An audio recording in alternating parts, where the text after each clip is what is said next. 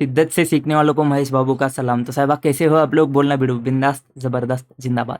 दोस्तों, ऐसे 500 की सीरीज का सबसे खतरनाक ऐसे पेश करते तुम्हारे सामने ऐसे 540। सबसे खतरनाक दोस्त 570 550 इसके आगे घुटने टेकते भाई, इतना खतरनाक है। ठीक है, 540 बहुत सारे दोस्तों को हमारे समझ में नहीं आता है, दिमाग खराब कर देता है। उन दोस्तों के लिए मैं कहना चाहूंगा, अपना 3 घंटे का वीडियो है, लिंक डिस्क्रिप्शन में रहेगा, उसको जाके देखो। चाहे 2 की स्पीड पे देखो, लेकिन उसको अच्छे से देखोगे तो ये तुम्हारा अकाउंटिंग एस्टिमेट को पूरा क्लियर कर देगा, पूरा का पूरा क्लियर करेगा। ठीक है, इस वीडियो को अपन थोड़ा एग्जाम ओरिएंटेड रखते हैं, क्योंकि इसमें क्या क्या क्वेश्चन आते हैं वो क्वेश्चन हमको देखना पड़ेगा, उसके ऊपर फोकस करना पड़ेगा, और उस हिसाब से ही अपन इस वीडियो को ट्रीट करेंगे। इसमें अंडरस्टैंडिंग भी आ जाएगा तुमको, बट उतना नहीं आएगा जितना 3 घंटे की वीडियो में है। तो ठीक है, तो पहली बार अगर कोई देख रहा है ना, तो भाई एक बार उसको एक बार ट्राई करना, 2 की स्पीड पे हो तो भी चलेगा, बस उसको एक बार देख लेना, नहीं तो इसमें भी अपन कवर कर लेंगे अच्छी खासी चीजें। सर, सबसे पहले बच्चों को डाउट रहता है कि इंपॉर्टेंट क्वेश्चन बता दो। देख भाई, यहाँ पे तुझे जो इंपॉर्टेंट क्वेश्चन है ना, नोट्स में ही समझ में आ जाएंगे। यहाँ पे ही तुझे सब समझ में आएगा कि कौन से इंपॉर्टेंट क्वेश्चन है, कौन से नहीं है। ठीक है, तो शुरू करते हैं। ऐसे 540 नाम है ऑडिटिंग अकाउंटिंग एस्टिमेट। अभी अकाउंटिंग एस्टिमेट में फेयर वैल्यू एस्टिमेट भी आ जाएंगे एंड डिस्क्लोजर के बारे में बात करेंगे। सर, ऑडिटिंग अकाउंटिंग एस्टिमेट का ऑडिट करना है तुमको। अकाउंटिंग एस्टिमेट है ना दोस्त, अकाउंटिंग एस्टिमेट है ना, इसमें इतना कंफ्यूजन क्यों है, इतना डिफिकल्ट क्यों बनाया है इसको? क्योंकि यहाँ पे तुम एफएस में जो अमाउंट जाता है ना, वो एग्जैक्ट नहीं बता सकते हो। यहाँ पे प्रिसाइज अमाउंट नहीं जाएगा एफएस में। एफएस में क्या हो जाएगा, अप्रोक्सीमेट अमाउंट जाएगा, तो प्रिसीजन नहीं है तुम्हारे पास में। तो इसी वजह से तुमको क्या करना पड़ेगा, अप्रोक्सीमेट अमाउंट के साथ में ही तुमको एफएस को आगे बढ़ाना पड़ेगा। अब यहाँ पे तुमको देखना पड़ेगा, जब तुमको अप्रोक्सीमेशन करना है ना, तो तुमको इस्टीमेट करना है, तो इस्टीमेशन आएगा। अप्रोक्सीमेट के लिए तुमको क्या करना पड़ेगा, एजम्पशन लगाने पड़ेंगे, जजमेंट लगाने पड़ेंगे। तो तुम्हारे पास में जब इस्टीमेशन बनता है ना, अकाउंटिंग इस्टीमेट बनता है ना, उसका जो नंबर आता है ना, उसके लिए तुम्हारे पास में इंफॉर्मेशन होता है, इनपुट होता है, एजम्पशंस होते हैं, जजमेंट्स होते हैं, और इन सब के आधार पर बनता है तुम्हारा एस्टिमेट। ध्यान दे दो क्या क्या होता है, इन्फॉर्मेशन, इनपुट होते हैं, एजम्पशंस होते हैं, जजमेंट्स होते हैं। ठीक है सर, और एक चीज हमको समझनी पड़ेगी, यहाँ पे प्रिसाइज अमाउंट क्यों नहीं है तुम्हारे पास में, यहाँ पे अप्रोक्सीमेट अमाउंट क्यों है? क्योंकि यहाँ पे ना देखो भाई, फ्यूचर के बारे में बात होती है। जैसे कि फॉर एग्जांपल तुम्हारा provision for bad and doubtful debts, तो भाई साहब कितने लोग पैसा नहीं देंगे अब थोड़ी तुमको पता है, ये तो फ्यूचर में जाके समझेगा ना। तो प्रिसाइज अमाउंट तुम्हारा आ ही नहीं सकता है, बट तुमको प्रोविजन तो करना पड़ेगा, तो अप्रोक्सीमेट अमाउंट लाना पड़ेगा। तो उसके लिए तुम्हारे पास में कुछ इन्फॉर्मेशन होगा, कुछ इनपुट्स आएंगे, कुछ एजम्पशंस होंगे, कुछ जजमेंट्स होंगे। ठीक है, और एक एग्जांपल लेते, तुमको क्या करना है, तुमको है ना ट्रिप का खर्चा बुक करना है, लेकिन ट्रिप पे तुम अभी गए नहीं हो, तुमको बाद में जाने का है। तो उसके लिए तुमको अभी एस्टिमेट करना है कि ट्रिप का खर्चा कितना होगा। अभी ट्रिप का खर्चा तुमको लगता है कि 50,000 होगा, बट वो अभी लगता है ना, जब तुम ट्रिप पे जाके आओगे ना, तब जो उसका एक्चुअल आउटकम आएगा ना, जो एक्चुअल खर्चा होगा ना, वो 40,000 हो सकता है, 10,000 हो सकता है, 80,000 हो सकता है, कुछ भी हो सकता है। यही चीज आती है कि यहाँ पे जो है ना, वो डिफरेंस आ सकता है। ये जो डिफरेंस है ना, इसी को अपन बोलते हैं एस्टिमेशन अनसर्टनिटी। वर्डिंग्स के ऊपर ध्यान दे दो, इसको बोलते हैं अपन एस्टिमेशन अनसर्टनिटी। अब ये जो 50,000 है ना, अगर 40,000 होता है या फिर 60,000 होता है ना, तो इससे हमको ज़्यादा फर्क नहीं पड़ेगा। क्यों नहीं फर्क पड़ेगा? क्योंकि ठीक है भाई साहब, अमाउंट चेंज हो रहा तेरा, लेकिन इतना ज़्यादा अमाउंट चेंज नहीं हो रहा। तो यहाँ पे एस्टिमेशन अनसर्टनिटी है, चेंज है, वेरिएशन है, बट ये कम है, 10,000 है। तो यहाँ पे हम बोलेंगे कि एस्टिमेशन अनसर्टनिटी है ना, वो कम है। अगर एस्टिमेशन अनसर्टनिटी, लो एस्टिमेशन अनसर्टनिटी है, तो उस केस में हमारा जो रिस्क है ना, वो रिस्क भी कम होगा, क्योंकि वो तुम्हारे पास में रॉमम सिग्निफिकेंट रिस्क नहीं होगा ना। अगर थोड़ा चेंज हो रहा है तो रिस्क है, बट वो तुम्हारा रिस्क कम है। लेकिन यही 50,000 का अगर 5,000 होता है, या फिर यही 50,000 का अगर 5 लाख होता है ना, तो भाई साहब तुमको देखना पड़ेगा कि ये अमाउंट इतना ज़्यादा वेरी कर सकता है। तो अगर इतना ज़्यादा वेरी करेगा ना, तो वो मटेरियल मिसस्टेटमेंट करेगा, रॉमम करेगा। इसका मतलब क्या कि तुम्हारे पास में जो एस्टिमेशन अनसर्टनिटी है ना, अनसर्टनिटी मतलब क्या, चेंज है, जो वेरिएशन है ना, वो बहुत ज़्यादा हो सकता है। इसका मतलब हाई एस्टिमेशन अनसर्टनिटी है। हाई एस्टिमेशन अनसर्टनिटी है, तो उस केस में अपन बोलेंगे कि इसका रिस्क भी क्या है, हाई हाई रिस्क है, सिग्निफिकेंट रिस्क है। ठीक है, इसको दिमाग में रखो एंड साइड में कर दो। अब हमने बात करी एस्टिमेशन अनसर्टनिटी की, ठीक है, इसको साइड में रख दो। अपन फिर से एस्टिमेट के बारे में समझने की कोशिश करते हैं। हमने बोला एस्टिमेट है तुम्हारे पास में, प्रिसाइज अमाउंट नहीं है, तो अप्रोक्सीमेट अमाउंट पे तुमको चलाना पड़ेगा। तो उस केस में अपन क्या करेंगे, इन्फॉर्मेशन, इनपुट, एजम्पशन, जजमेंट, इन 4 चीज़ों को यूज करके एस्टिमेट को बनाएंगे। आप समझ जाते हैं कि फॉर एग्जांपल हमारे पास में डिप्रिसिएशन है। ठीक है, यहाँ पे हमारे पास में मेथड आते हैं अलग अलग। ठीक है, जैसे ये SLM है, WDV है, कंजम्पशन है। ठीक है, ये सब क्या है, हमारे पास में मेथड है। अब समझ जाना कि तुम्हारा यहाँ पे एस्टिमेशन क्या आ जाता है कि फॉर एग्जांपल SLM मेथड है ना तुम्हारे पास में, तो तुमको देखना पड़ता है कि ये जो एसेट है इसका यूजफुल लाइफ कितना है, तुमको डिवाइड करना पड़ेगा, सैल्वेज वैल्यू कितना है वो तुमको माइनस करना पड़ेगा। तो ये दो चीज है ना, ये दो चीज ये तो फ्यूचर की है ना भाई, कितना वो एसेट कितना चलेगा ये तुमको अभी थोड़ी पता है, ये तो तुमको एस्टिमेट करना पड़ेगा कि कितना चलेगा, 8 साल चलेगा, और फिर तुमको सैल्वेज वैल्यू उसको एंड में जाके तुम बेचोगे तो कितना पैसा आएगा, ये तो तुमको अभी थोड़ी पता है। तो ये क्या है, तुम्हारे पास में एस्टिमेट है, तो ये तुमको एस्टिमेट है, ये तुमको समझ में आता है। अब एक चीज समझो कि हमको कुछ टर्म समझने पड़ते हैं कि यहाँ पे मेथड है तुम्हारे पास में, ठीक है, मेथड है, मेथड क्या है, SLM है, WDV है, कंजम्पशन मेथड है, ठीक है। जैसे मेथड होता है ना वैसे ही मॉडल होता है। मॉडल क्या होता है, तो हमने बोला कि मॉडल ग्रॉस लेवल पे होता है। ग्रॉस लेवल मतलब क्या, जैसे mercantile system of accounting, cash basis of accounting है तुम्हारे पास में, या फिर गोइंग कंसर्न वर्सेस तुम्हारे पास में लिक्विडेशन बेसिस है। मतलब तुमको रिकॉर्ड कैसे करना है ना, वो अमाउंट को रिकॉर्ड कैसे करना है ना, वो मॉडल होता है। जैसे तुम्हारे पास में for example AS and AS अलग अलग बात करता है।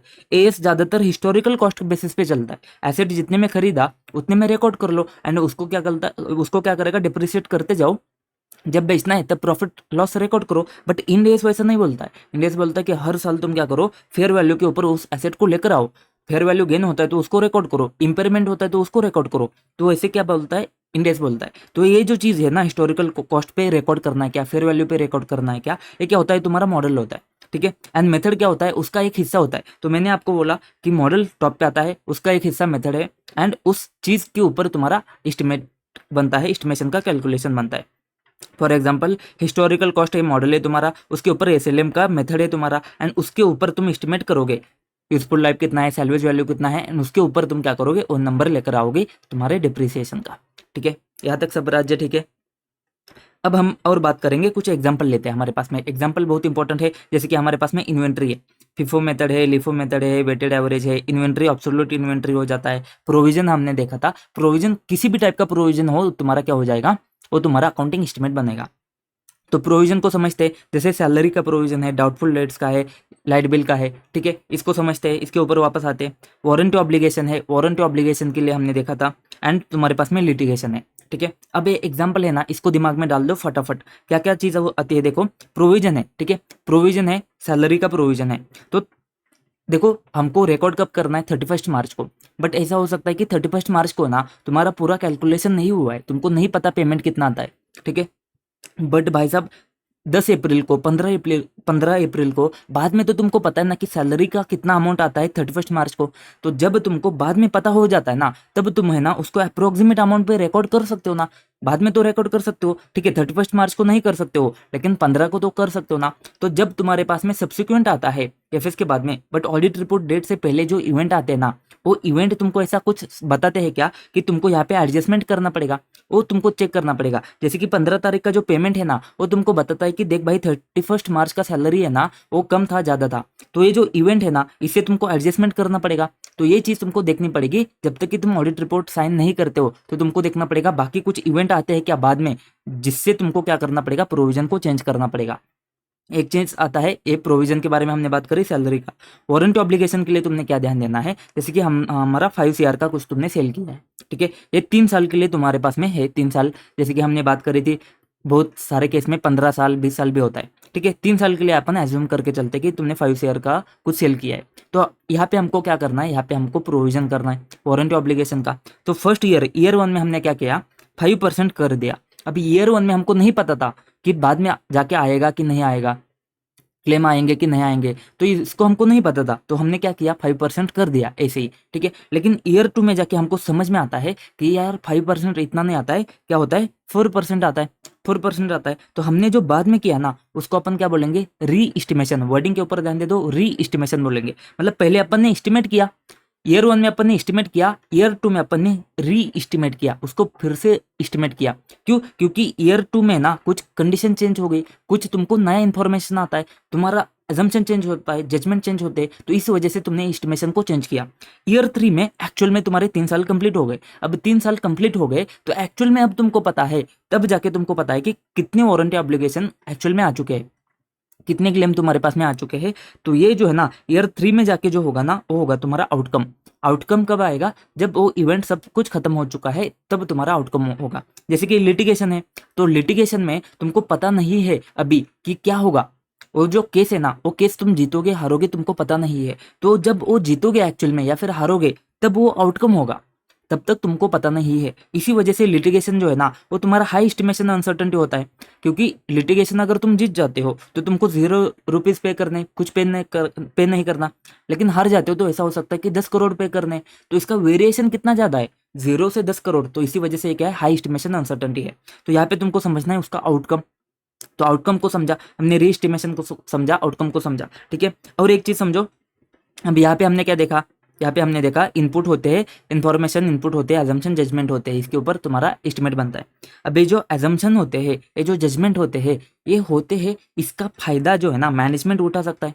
मैनेजमेंट फायदा उठा सकता है क्योंकि देख मैनेजमेंट को क्या प्रोविजन करना है, तो प्रोविजन करना है तो मैनेजमेंट क्या करेगा, बोलेगा प्रॉफिट हमको बढ़ाने का है तो प्रोविजन को कम करो।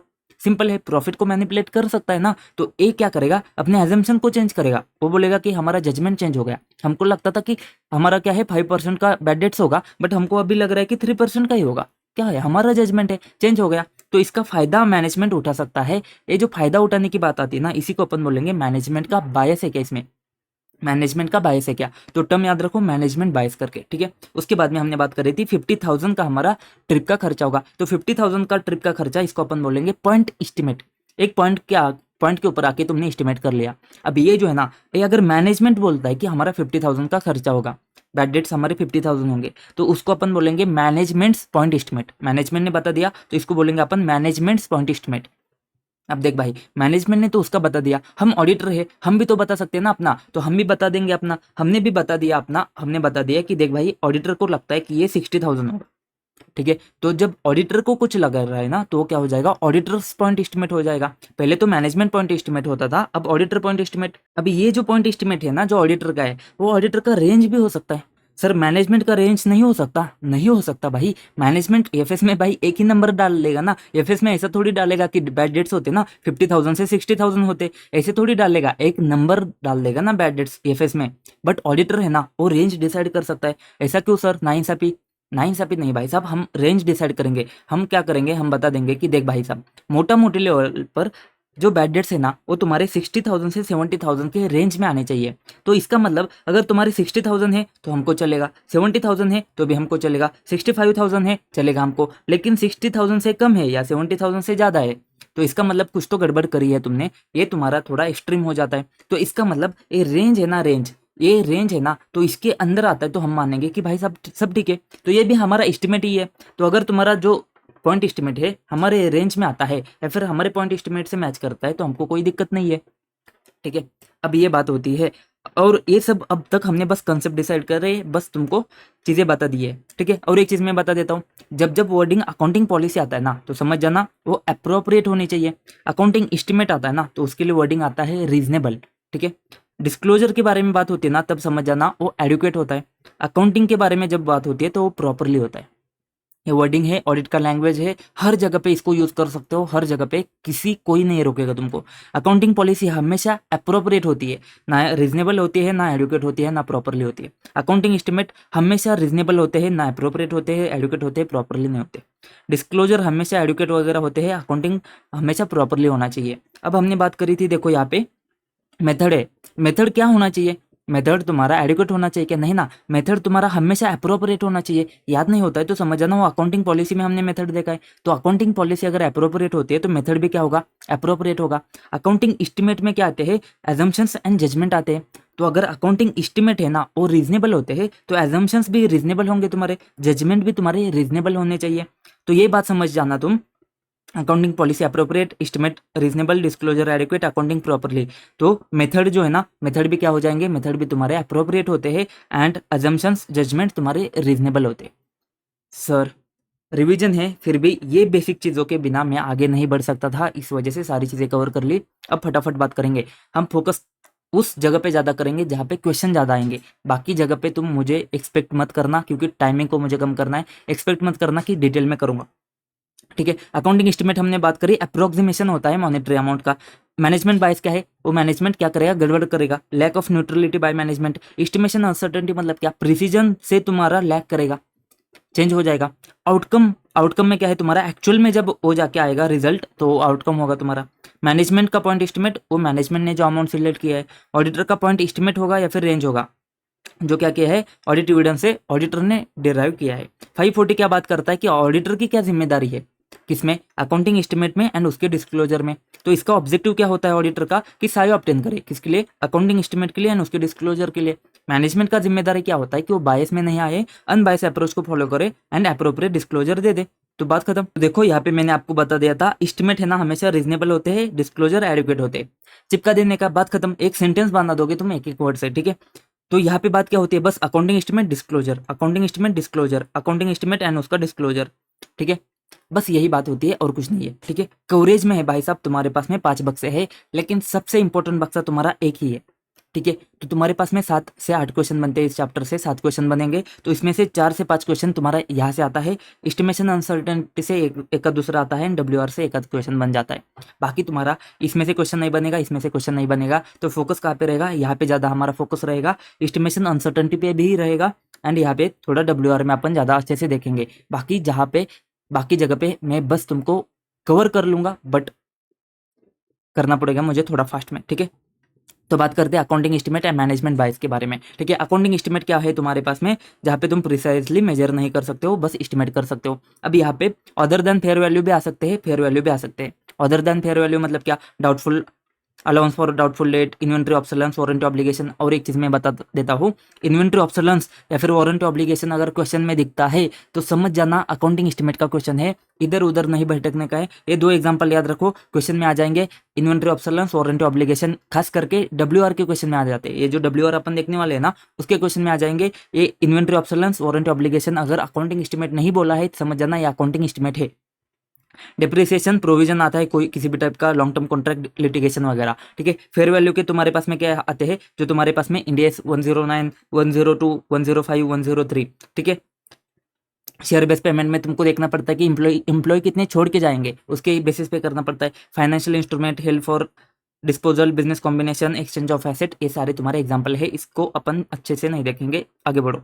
मैनेजमेंट बायस में तुमने समझना है, या तो अनइंटेंशनल होगा, इंटेंशनल होगा। अनइंटेंशनल मतलब क्या, अपना arising from honest judgement, and intentional मतलब क्या, डिलिबरेट मैनिपुलेशन। अगर इंटेंशनल है तो फ्रॉड भी हो सकता है, ये चीज ध्यान दे दो। एग्जाम्पल क्या आते हैं पॉसिबल मैनेजमेंट बायस के लिए, मतलब क्या पॉसिबल मैनेजमेंट बायस है, मतलब इस चीज में, इस एस्टिमेट में मैनेजमेंट ने बायस किया है, ये हमको कैसे समझेगा।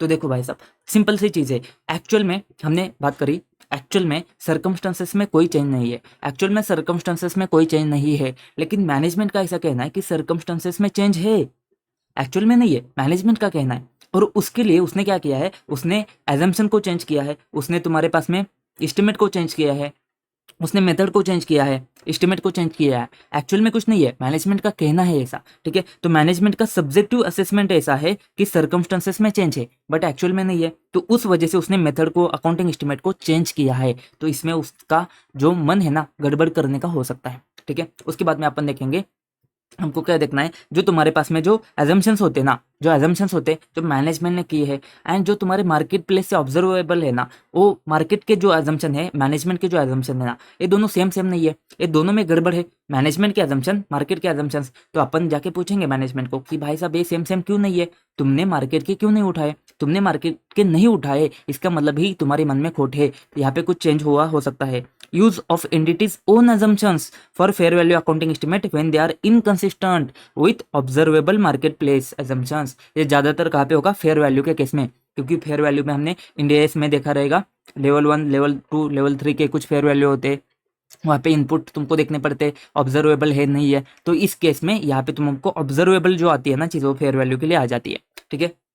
फिर अपन ने देखा कि मैनेजमेंट का पॉइंट एस्टिमेट होता है, ठीक है। अब ये जो मैनेजमेंट का पॉइंट एस्टिमेट है ना, उसको फेवरेबल करने के लिए, उसको फेवरेबल करने के लिए वो क्या करेगा, कुछ ऐसे एजम्पशन को सिलेक्ट करेगा या फिर कंस्ट्रक्ट करेगा। मतलब क्या, जैसे कि हमने बात करी थी, उसको क्या करने का है, यहाँ पे एजम्पशन जजमेंट आते हैं ना, अरे किधर गया, हाँ ठीक है, उसको क्या करना है, उसको प्रॉफिट बढ़ाने का है। तो उसने क्या बोला, ये जो प्रोविजन है ना, इसको अपन ने कम करेंगे, इसको अपन ने 5% से 3% के ऊपर करेंगे। हमने पूछा क्यों, तो उसने बोला कि देख भाई ये 5% है ना, ये हमने लास्ट ईयर किया था, लास्ट ईयर का बेसिस था, बट लास्ट ईयर कोविड था, इसकी वजह से हमने ज़्यादा प्रोविजन किया था क्योंकि हमको लगा था कि पैसे नहीं आएंगे। इस बार कोविड नहीं है तो हमको लगता है कि पैसे आ जाएंगे।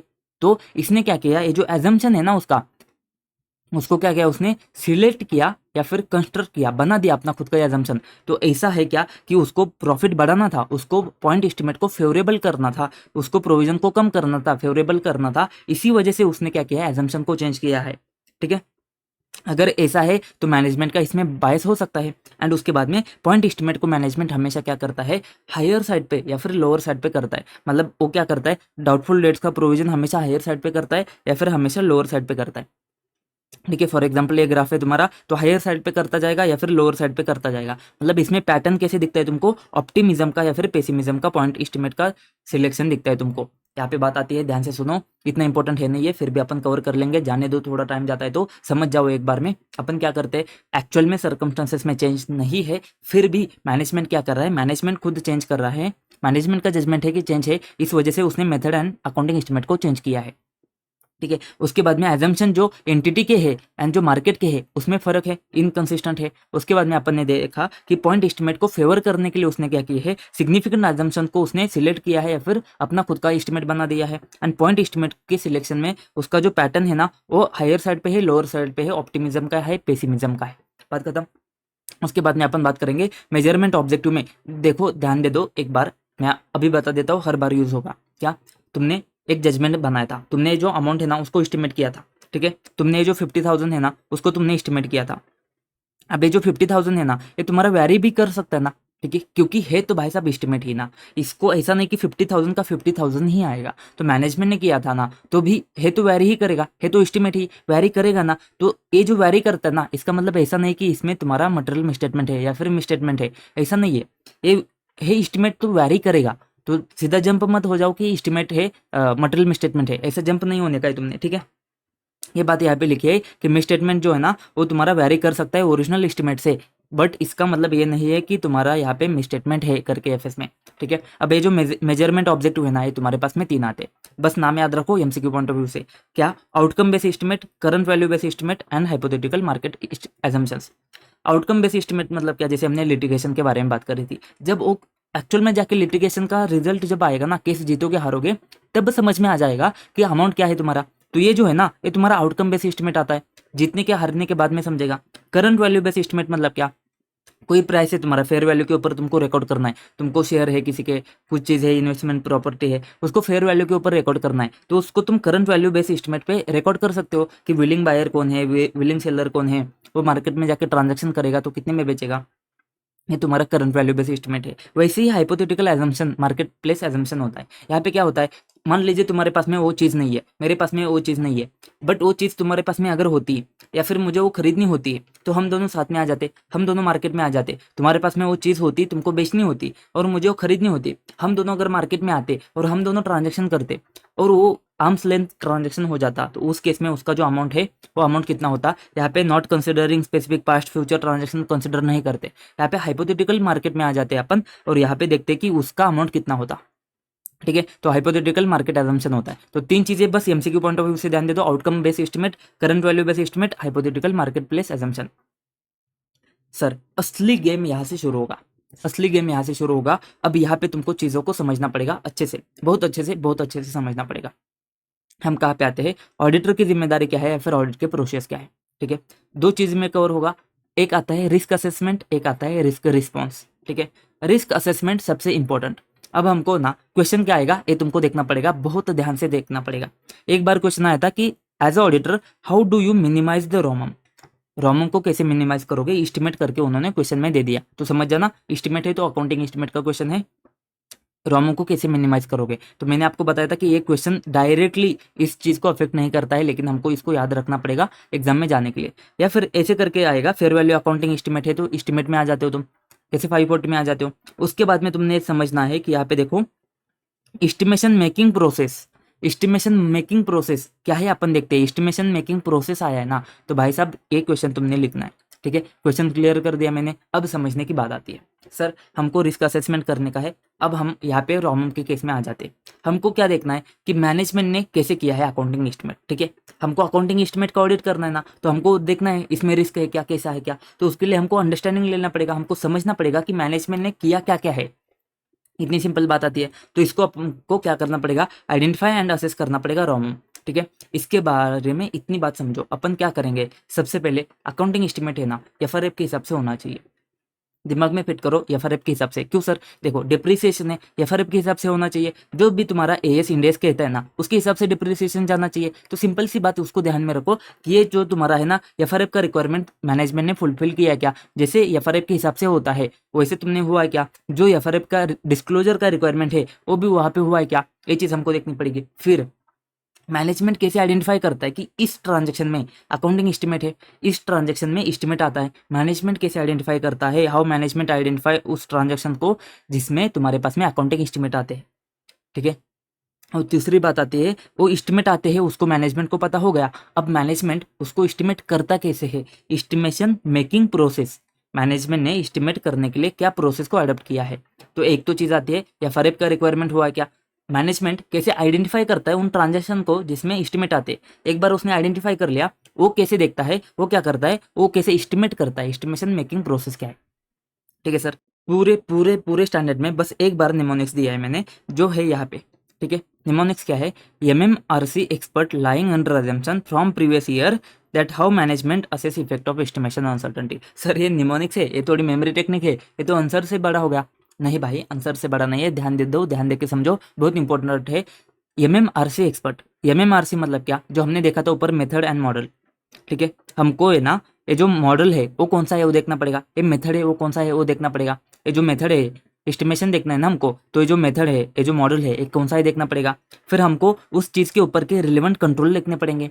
फिर अगर मैनेजमेंट को नहीं जमता है तो मैनेजमेंट ने उसकी एक्सपर्ट को बुलाया रहेगा, तो एक्सपर्ट को बुलाया क्या उसने।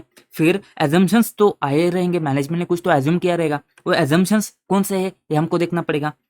और प्रायर पीरियड से, प्रीवियस ईयर से अगर मेथड में चेंज है, पहले SLM था अब WDU है, तो चेंज है तो चेंज को भी हमको देखना पड़ेगा। और ये जो एस्टिमेशन अनसर्टनिटी है ना, उसके बारे में आगे जाके देखेंगे, बस इतना याद रखो, ये एस्टिमेशन अनसर्टनिटी है ना, उसका इफेक्ट को मैनेजमेंट ने कैसे असेस किया है, उसका इफेक्ट क्या जाता है। वो एस्टिमेशन अनसर्टनिटी है मतलब वेरिएशन आएगा, उसका इफेक्ट क्या जाता है, कैसे जाता है, वो कैसे मैनेजमेंट ने असेस किया है, इसके बारे में देखना है। क्या बोला मैंने sir, estimation making process, MMRC expert lying under assumption from the previous year that how management assess effect of estimation uncertainty. Sir क्या क्या है, कुछ नहीं है। MMRC, M क्या है, मेथड मॉडल, RC क्या है, रिलेवेंट कंट्रोल, एक्सपर्ट, एक्सपर्ट क्या है तुम्हारा, मैनेजमेंट ने एक्सपर्ट को अपॉइंट किया है क्या। MMRC expert lying under assumption, lying under bridge नहीं, एजम्पशन, एजम्पशन तो जो है ना अंडरलाइंग एजम्पशन क्या है वो हमको देखना पड़ेगा। From previous year, previous year से मेथड में वगैरह कुछ चेंज है क्या, एंड मैनेजमेंट कैसे असेस करता है इफेक्ट ऑफ एस्टिमेशन अनसर्टेनिटी। ठीक है सर, ये चीज़ को ध्यान देना पड़ेगा, इंपॉर्टेंट क्वेश्चन है, सीधा क्वेश्चन में आ सकता है, एग्जाम में आ सकता है। माय बाप ध्यान से सुनो, MMRC method model, RC relevant control, expert को मैनेजमेंट ने यूज किया है क्या। ठीक है, एजम्पशंस अंडरलाइंग कौन से, फिर चेंज है क्या प्रायर पीरियड से मेथड में, मेथड में कोई चेंज है क्या, और मैनेजमेंट कैसे असेस करता है कि एस्टिमेशन अनसर्टेनिटी जो है ना, वेरिएशन है ना, उसका इफेक्ट क्या आएगा, उसको कैसे असेस करता है मैनेजमेंट। ठीक है माई बाप, समझ जाओ, तीन चीज आती है, एक एफआरएफ देखना है, मैनेजमेंट कैसे आइडेंटिफाई करता है, उसके बाद में estimation making process, estimation making process ध्यान में रखने दो। एस्टिमेशन मेकिंग प्रोसेस, मैनेजमेंट कैसे एस्टिमेट करता है, उसका प्रोसेस क्या है, उसको समझने के लिए अपन ने क्या किया है, अपन ने देखा है MMRC expert lying under assumption from the previous year कि how management assess effect of estimation uncertainty. बात खत्म। अब सर एक बात समझना, यहाँ पे हमने छोड़ा है एक चीज़, क्या कि तुमको मैनेजमेंट को आइडेंटिफाई करना होता है कि कौन से ट्रांजेक्शन ऐसे हैं जहाँ पे तुमको क्या करना पड़ेगा, एस्टिमेशन लगाना पड़ेगा। अब ये चीज़ है ना, अब ये जो ट्रांजेक्शन है ना, हो सकते हैं कि ट्रांजेक्शन्स इवेंट कंडीशन है ना, ये हो सकते हैं जो पुराने थे ना, अभी उसमें मैनेजमेंट के कुछ नए आए हैं। अगर कुछ नया ट्रांजेक्शन आया है, कुछ नए इवेंट कंडीशन आते हैं, या फिर पुराने में चेंज हुआ है ना, वो चेंज को मैनेजमेंट कैसे समझता है, मैनेजमेंट को समझेगा नहीं ना, तो तुमको क्या करना पड़ेगा, इंक्वायरी करनी पड़ेगी। Inquiry of management about changes in circumstances, जो पहले सर्कमस्टेंसेस थे, for example warranty obligation last year में नहीं था, करंट ईयर में आ गया, तो नया ट्रांजेक्शन आया, नए टाइप का ट्रांजेक्शन आ गया, तो उस केस में तुमको इंक्वायरी करनी पड़ेगी मैनेजमेंट से कि भाई साहब तेरे को कैसे समझता है कि इसमें अकाउंटिंग एस्टिमेट है, तो कैसे आइडेंटिफाई करता है, उसके लिए तुझे क्या करना पड़ेगा, मैनेजमेंट से इंक्वायरी करनी पड़ेगी। और इसी इंक्वायरी के ऊपर एक क्वेश्चन आया था, बहुत ही खतरनाक, May 23 में आया था। देखो क्या क्वेश्चन है, मैनेजमेंट ने किए है वेरियस अकाउंटिंग एस्टिमेट, ऐसा करके क्वेश्चन आ गया। तो अभी यहाँ पे give rise to the need of accounting estimate, तो अकाउंटिंग एस्टिमेट से समझ जाता है कि 540 का क्वेश्चन है। क्वेश्चन क्या आएगा, ठीक है, देखो, auditor during the course observe किया कि कुछ चेंज है सर्कमस्टांसेस में, एंड इंक्वायरी भी उसने कर ली है, इंक्वायरी की है चेंज इन सर्कमस्टांसेस। इससे तुमको समझ में आना चाहिए कि inquiries of management about changes in circumstances का क्वेश्चन है करके, ठीक है। Can you list down some circumstances changes of which, जो तुमको इंक्वायरी करनी पड़ेगी मैनेजमेंट से। भाई बाप समझो क्या है, इंक्वायरी करनी है मैनेजमेंट से चेंजेस इन सर्कमस्टांसेस में। तो दो चीज आती है सर, एक तो चेंज होगा या फिर एक तो नया कुछ तो आएगा।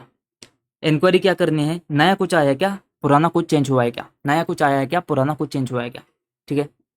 नया क्या आया क्या, नए टाइप का ट्रांजेक्शन आया क्या, जैसे हमने वारंटी ऑब्लिगेशन के बारे में बात करती थी, नए टाइप का कुछ कंडीशन, नया इवेंट कुछ आया क्या, तो इवेंट कंडीशन ट्रांजेक्शन, एक कुछ नया आया क्या, एक कहाँ से उठाया हमने, अरे कहाँ से नहीं उठाया, जो ऊपर ही हमने बात करी थी ना, देखो यहाँ पे ट्रांजैक्शन इवेंट कंडीशन, तो नए टाइप का ट्रांजैक्शन आएगा, नया इवेंट नया कंडीशन आया क्या, बस इसी के बारे में, बस उठाने का भाई, चिपकाने का कुछ नहीं। एक तो नया आया है कुछ, तो एक तो पुराना है, ठीक है। तो नया क्या है, नया है वह ट्रांजैक्शन या फिर इवेंट कंडीशन। चेंज किसमें हुआ है, पुराना ही टर्म से, पुराना ही ट्रांजैक्शन है बट उसके टर्म्स चेंज हुए। अगर उसके टर्म्स चेंज हो गए तो ऐसे चेंज हो गए कि यहाँ पे अभी अकाउंटिंग एस्टिमेट आएगा, पहले नहीं आता था अब आएगा। या फिर अकाउंटिंग पॉलिसी, जैसे हमने बात करी थी मेथड वगैरह चेंज हो गया, तो ऐसा कुछ अकाउंटिंग पॉलिसी आता है जिससे तुमको क्या करना पड़ेगा, अकाउंटिंग एस्टिमेट को चेंज करता है। या फिर रेगुलेटरी या फिर अदर चेंजेस कुछ है जो तुमको क्या बोलते हैं कि अकाउंटिंग एस्टिमेट अब आएगा, तो क्या बात होती है, चेंज क्या क्या हो रहा है। देखो, एक तो नई चीज आ रही है कुछ, या तो चेंज हो रहा है, ठीक है। तो नई चीज क्या है, ट्रांजैक्शन है, कंडीशन है, इवेंट है। पुराना क्या चेंज हो रहा है, ट्रांजैक्शन का टर्म्स चेंज हो रहा है, अकाउंटिंग पॉलिसी या फिर रेगुलेटरी और अदर चेंजेस हो रहे हैं। बस इतनी सी बात है, 4-5 पॉइंट है, 5 मार्क लेके जाएंगे, ठीक है सर। देखो क्या क्या आता है, नया क्या क्या है, नए दो चीज़ है, नए टाइप का ट्रांजैक्शन आता है जिसे अकाउंटिंग एस्टिमेट को राइज देता है, नया कंडीशन या फिर इवेंट है जिससे तुम्हारे पास में अकाउंटिंग एस्टिमेट को करना पड़ेगा नए या फिर रिवाइज करना पड़ेगा। अब चेंज क्या आता है, चेंज आता है टर्म्स ऑफ ट्रांजैक्शन में, टर्म्स ऑफ ट्रांजैक्शन चेंज हो जाते हैं जिससे तुमको अकाउंटिंग एस्टिमेट को चेंज करना पड़ेगा। अकाउंटिंग पॉलिसी, अकाउंटिंग एस्टिमेट को लेकर जो अकाउंटिंग पॉलिसी थे वो तुम्हारे चेंज हो जाते हैं। या फिर रेगुलेटरी या फिर अदर चेंजेस आते हैं जो मैनेजमेंट के कंट्रोल के बाहर है, जिससे तुमको क्या करना पड़ेगा, नया या फिर पुराना रिवाइज करना पड़ेगा अकाउंटिंग एस्टिमेट को नया बनाना पड़ेगा या फिर पुराने को रिवाइज करना पड़ेगा। इतना सिंपल है। देखो, नया कुछ है क्या, ट्रांजैक्शन कंडीशन इवेंट, पुराना कुछ चेंज हुआ है क्या, क्या चेंज हुआ है, ट्रांजैक्शन के terms, accounting policy, regulatory and other changes. बात खत्म। अब हमने देखा ये जो एस्टिमेशन मेकिंग प्रोसेस है ना, इसमें एजम्पशन वाला एक पॉइंट आता है। तो देख भाई, एस्टिमेट है तो एजम्पशन तो इंपॉर्टेंट बनेगा ना, तो इसको मॉड्यूल में तुम्हारे नहीं दिया है लेकिन प्रोनाउंसमेंट में है, वहां से मैंने उठाया है, तो इसको अपन कर लेते कवर। मॉड्यूल में नहीं है बट एजम्पशन है, एस्टिमेट का क्वेश्चन आता है और एजम्पशन नहीं है, तो भाई साहब कैसे, एजम्पशन तो करना पड़ेगा। तो जो एजम्पशंस अंडरलाइन है ना, उसमें अपन को क्या देखने का है, इस चीज को अपन समझते हैं। ये जो एजम्पशंस है ना, जो हमने ऊपर डिस्कस करे एस्टिमेशन मेकिंग प्रोसेस में, उसमें हमको क्या देखने का है ना, ये हमको अब समझना पड़ेगा। तो देख भाई, बहुत ही आसान है। एजम्पशन है तो हर उसका आंसर है ना, उसमें एजम्पशन आने। देख, एजम्पशंस है ना, तो हर पॉइंट में एजम्पशंस आना है तुमको। तो बहुत ही आसान सी चीज़ है। देखो, हमने पहले क्या देखा, रोमम के लिए एफआरएफ मैनेजमेंट कैसे आइडेंटिफाई करता है, एस्टिमेशन प्रोसेस देखा। अब जो मैनेजमेंट आइडेंटिफाई करता है ना, उसमें ही हमने इंक्वायरी की थी मैनेजमेंट को कि भाई साहब नया कुछ है क्या, पुराना कुछ चेंज हुआ है क्या। अब हमने क्या देखा है, जो एस्टिमेशन मेकिंग प्रोसेस है ना, इसमें जो एजम्पशंस का क्वेश्चन है ना, इसको अपन करने जा रहे, ठीक है। तो यहाँ पे हमने देखा एजम्पशन, न से आता है नेचर, नेचर, उस एजम्पशन का नेचर क्या है, वो एजम्पशन सिग्निफिकेंट एजम्पशन हो सकता है क्या, nature and extent of documentation, assumption के लिए जो डॉक्यूमेंटेशन करना है उसका नेचर एंड एक्सटेंट। फिर हमने देखा एजम्पशन आता है, और एजम्पशन कौन करेगा, मैनेजमेंट करेगा। तो मैनेजमेंट हमको क्या देखना है, मैनेजमेंट कैसे असेस करता है कि वो जो एजम्पशन है ना, वो रिलेवेंट है, वो कंप्लीट है, वो जो एजम्पशन है ना, वो इंटरनली कंसिस्टेंट है, और जिस मैटर के ऊपर एजम्पशन बना है ना, वो मैटर मैनेजमेंट के कंट्रोल में है या फिर मैनेजमेंट के कंट्रोल के बाहर है। क्या क्या बोला सर, कितना आसान चीज है, एजम्पशन न से नेचर, तो नेचर नेचर के 2 पॉइंट है। नेचर क्या, एजम्पशन का नेचर क्या देखना है कि एजम्पशन सिग्निफिकेंट एजम्पशन है क्या, बस इतना देखना है। और नेचर किसका, नेचर एंड एक्सटेंट डॉक्यूमेंटेशन का, डॉक्यूमेंटेशन कुछ क्या रहेगा उसका नेचर एंड एक्सटेंट, बात खत्म। तो न से नेचर, न से नेचर, नेचर क्या कि एजम्पशन जो है ना वो सिग्निफिकेंट हो सकता है क्या, उसका significance, and nature and extent of documentation. हम क्या देख रहे, एजम्पशन का क्वेश्चन देख रहे। एजम्पशन कौन बनाएगा, मैनेजमेंट बनाएगा।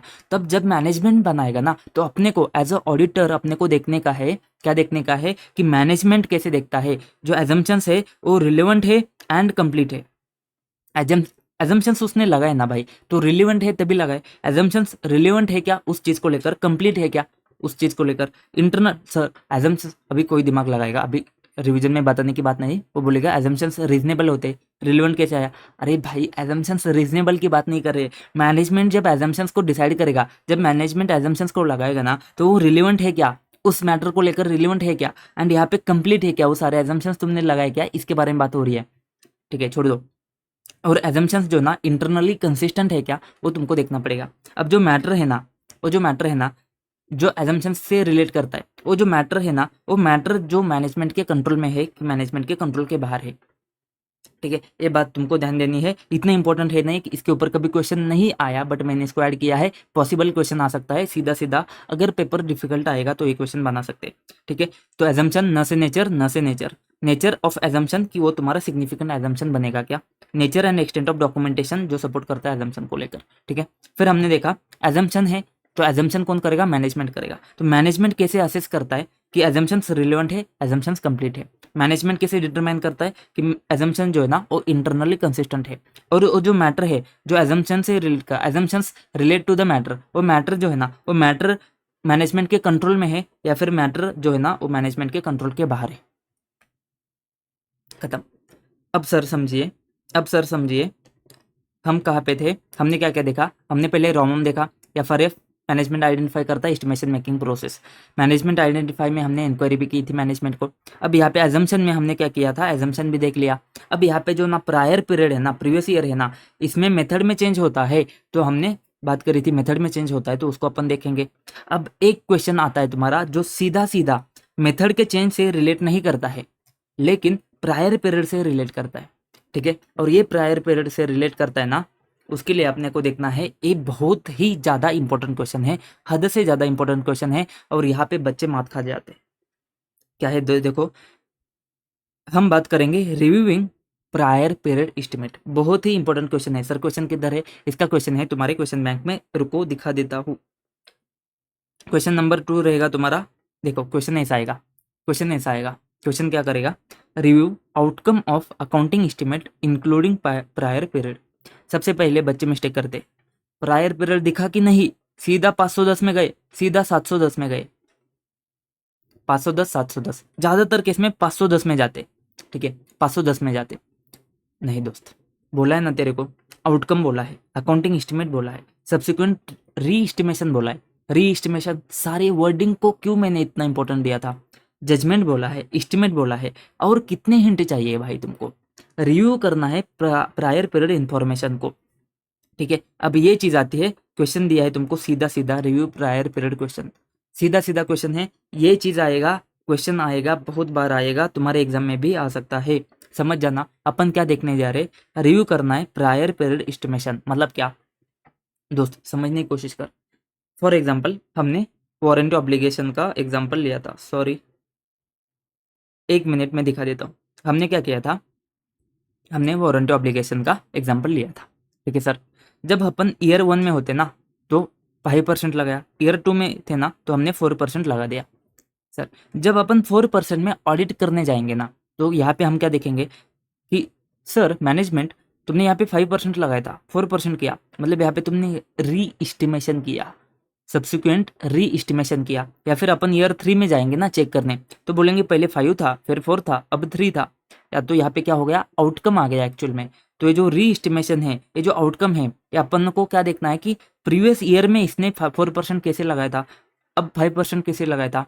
इससे क्या हो जाएगा सर, जो लगाया था वो तो लगा दिया, आपने ये भी बता दिया है कि जो प्रीवियस ईयर का था ना उसमें अगर चेंज आता है तो अपन बोलेंगे कि वो मिसस्टेटमेंट नहीं है करके, क्योंकि डायरेक्टली मिसस्टेटमेंट नहीं होगा, क्योंकि वो जो ना उस इन्फॉर्मेशन के बेसिस पे था, तब जो हमारे पास में इन्फॉर्मेशन थी उस बेसिस पे बनाया था। और ये जो एस्टिमेशन है तो चेंज तो होगा ही, एग्जैक्ट एक्यूरेट अमाउंट तो नहीं आएगा। तो अब क्या फर्क पड़ता है कि हम प्रीवियस ईयर में जाके चेक करें या ना चेक करें, क्या फर्क पड़ता है? फर्क पड़ता है। क्यों फर्क पड़ता है? कि हमको देखना पड़ेगा कि अभी जो इसने लगा दिया है ना, क्या इसने अभी ये तो 5 करोड़ का उसने 3 साल पहले किया रहेगा, अभी करंट ईयर में भी उसने कुछ तो 10 करोड़ का सेल किया रहेगा, 2 करोड़ का सेल किया रहेगा। अब हमको देखना पड़ेगा करंट ईयर में कि उसने करंट ईयर में फिर से 5% लगाया क्या, क्योंकि अभी तो तेरे पास पता है ना 3% आता है, 4% आता है, एवरेज कर, 3.4 कर, 3.5 कर, कुछ तो कर। उसने 5% कर दिया या फिर उसने 10% कर दिया, तो अब जाके अब तुझे क्यों देखना है, तुझे अब इसी वजह से देखना है कि तुझे समझ में आएगा कि करंट ईयर में गड़बड़ नहीं है ना, करंट ईयर में मैनेजमेंट ने बायस तो नहीं किया। ठीक है, करंट ईयर में मैनेजमेंट ने बायस तो नहीं किया ना, ये तुझे समझ में आ जाएगा। तो तू जो देख रहा है ना प्रीवियस ईयर को, तो उसका पर्पस एक ही है, तेरा मिसस्टेटमेंट नहीं है। तेरा पर्पस क्या है कि तुझे समझ में आ जाए कि करंट ईयर में कुछ तो गड़बड़ नहीं है ना, करंट ईयर में पॉसिबल मैनेज बायस तो नहीं है ना, ये चीज आता है। इससे तू मैनेजमेंट को क्वेश्चन नहीं करेगा कि भाई साहब तुमने ऐसा क्यों कैसे कर दिया, तुमने चेंज कैसे कर दिया, क्वेश्चन नहीं करेगा, बस तू समझेगा कि करंट ईयर में कुछ बायस तो नहीं है ना। अब सर अपन ने क्या बात करी, एक रीएस्टिमेशन होता है, एक आउटकम होता है। मुझे लग रहा है मैं बहुत डिटेल में जा रहा हूँ रिवीजन होके भी, लेकिन सर क्वेश्चन बहुत इंपॉर्टेंट है, आ जाता है तो चांदी है। ठीक है, तुमको रिव्यू करना है। रिव्यू क्या करना है, एक तो आउटकम आएगा, नहीं तो रीएस्टिमेशन आएगा। दो वर्ड हमने बात करी थी, या तो आउटकम आएगा मतलब एक्चुअल में क्या हुआ आ जाएगा, या फिर रीएस्टिमेशन आएगा। अगर तुम सेकंड ईयर में हो तुमको रीएस्टिमेट करना पड़ेगा, तो सब्सिक्वेंट रीएस्टिमेशन आएगा या फिर आउटकम आएगा, तो उसको तुमको बस रिव्यू करना है, बात खत्म। ये बीच का नहीं लिखा तो भी चलेगा, बहुत टेक्निकल लैंग्वेज है, तो समझ जाना। ये जो आउटकम है ना, ये तुम्हारा ऑफन डिफर करेगा, डिफर कर सकता है, इसमें हमको कोई दिक्कत नहीं है। और अपन ने इसको ये भी समझा था कि ये तुम्हारा मिसस्टेटमेंट नहीं होगा। बट ये जो डिफरेंस है ना, ये डिफरेंस को हमको समझना पड़ेगा। ये डिफरेंस है ना, उसको तो अपन को समझना पड़ेगा। क्यों सर? क्योंकि डिफरेंस है तो भाई साहब गड़बड़ हो सकती है। जैसे कि डिफरेंस है ना, तो अगर बहुत ज्यादा डिफरेंस है तो हाई एस्टिमेशन अनसर्टेनिटी हो सकती है करंट ईयर में। प्रीवियस ईयर में अगर बहुत ज्यादा डिफरेंस है तो करंट ईयर में हाई एस्टिमेशन अनसर्टेनिटी होगी, क्योंकि करंट ईयर का भी डिफरेंस बहुत ज्यादा हो सकता है। या फिर करंट ईयर में देखो, करंट ईयर में पॉसिबल मैनेजमेंट बायस हो सकता है। तो ये चीज आती है, तुमको प्रोफेशनल स्केप्टिसिज्म लगाना पड़ेगा, एंटेना श्योर रखना पड़ेगा हर बार कि करंट ईयर में पॉसिबल मैनेजमेंट बायस वगैरह है क्या। एंड रिव्यू जो है ना, जो तुम रिव्यू करते हो ना, is not intended to call into question the judgement made in prior period. तो हमको ये बात बतानी पड़ेगी, इससे तुम है ना उसको क्वेश्चन नहीं करते हो कि तुमने लास्ट ईयर क्या किया था। अपन को बस क्या करना है, अपन को देखना है कि करंट पीरियड में तुमने बायस तो नहीं किया ना, क्योंकि तब जो जजमेंट बनाए थे ना, वो उस इंफॉर्मेशन के बेसिस पे बनाए थे जो हमारे पास में तब था। सर ये 3 पॉइंट है ना, ये 3 पॉइंट है ना, ये तुमको ऐसे कैसे याद रखने पड़ेंगे, याद रख भी लेते हैं अपन। ठीक है, ये 3 पॉइंट क्योंकि है ना, देख भाई ये सब तो थेरी थेरी पोर्शन है, एग्जामिनर जब चेक करेगा ना, क्या देखेगा, ये 3 पॉइंट है क्या। अगर ये 3 पॉइंट तुमने लिखे ना ऊपर नीचे, वो ज्यादा चेक नहीं करेगा क्या लिखा है। तो ये 3 पॉइंट ऐसा खुला खुला एकदम बीच में लिख देना, ऐसा हाईलाइट करके। ठीक है दोस्त, सेम टू सेम ये यही सजेस्टेड आंसर है दोस्त, सजेस्टेड आंसर ही है, अपना बुक ही सजेस्टेड आंसर है भाई, टेंशन नहीं लेने का तू। ठीक है, अब समझ जा हमको क्या बोला था कि ये जो डिफरेंस है ना, ये डिफरेंस तुम्हारा मिसस्टेटमेंट तो नहीं है, लेकिन ये डिफरेंस का रीजन हमको समझना पड़ेगा। उसके लिए तुझे कुछ कुछ ऑप्टेन करना पड़ेगा। क्या ऑप्टेन करना पड़ेगा? देख हम परेशान हो गए, हम कॉफी पीने गए, कॉफी कौन सा पिया हमने? ब्रू कॉफी पिया। ब्रू नहीं दोस्त, प्रू कॉफी पिया। ये प्रू कौन सा कॉफी है? पी से आता है तुम्हारा प्रोसेस, आर से आता है तुम्हारा रीएस्टिमेशन, एंड यू से आता है तुम्हारा अनसर्टनिटी। ठीक है, एंड ये जो आर एंड यू है ना, इसके लिए अपन ऑडिट एविडेंस ऑब्टेन करते हैं, एंड ये जो पी है ना, इसके लिए अपन इन्फॉर्मेशन ऑब्टेन करते हैं। सर क्या बोल रहे हो तुम, क्या क्या किधर गया किधर गया? रुको रुको रुको रुको, हमको देखना है आउटकम रीएस्टिमेशन देखना है, उसका रिव्यू करने का है। फिर हमने बोला कि डिफरेंस आ सकता है, डिफरेंस के लिए हमको क्या देखना पड़ेगा, ब्रू कॉफी पीनी है, ब्रू नहीं प्रू कॉफी पीनी है। ठीक है, पी से हमने बोला प्रोसेस, आर से बोला रीएस्टिमेशन, यू से बोला अनसर्टनिटी। ठीक है, तो हमको क्या देखना है, एस्टिमेशन का प्रोसेस, प्रीवियस ईयर में एस्टिमेशन का प्रोसेस कैसा था, इसके लिए इंफॉर्मेशन ऑब्टेन करो। सर प्रीवियस ईयर में मैनेजमेंट ने एस्टिमेट कैसे किया था, इससे हमको फर्क क्या, हमने देखा कि करंट ईयर में हमको समझना पड़ेगा कि करंट ईयर का एस्टिमेशन प्रोसेस कैसा है। हमने क्या देखा, एस्टिमेशन प्रोसेस मैनेजमेंट ने लास्ट ईयर में कैसे किया, इसका इन्फॉर्मेशन, उसका इफेक्ट हमको देखना पड़ेगा। रीएस्टिमेशन जो है ना, उसके लिए ऑडिट एविडेंस ऑब्टेन करना पड़ेगा, एस्टिमेशन अनसर्टेनिटी के लिए ऑडिट एविडेंस ऑब्टेन करना पड़ेगा। यहाँ पे एस्टिमेशन अनसर्टेनिटी में be needed to be disclose in the FS.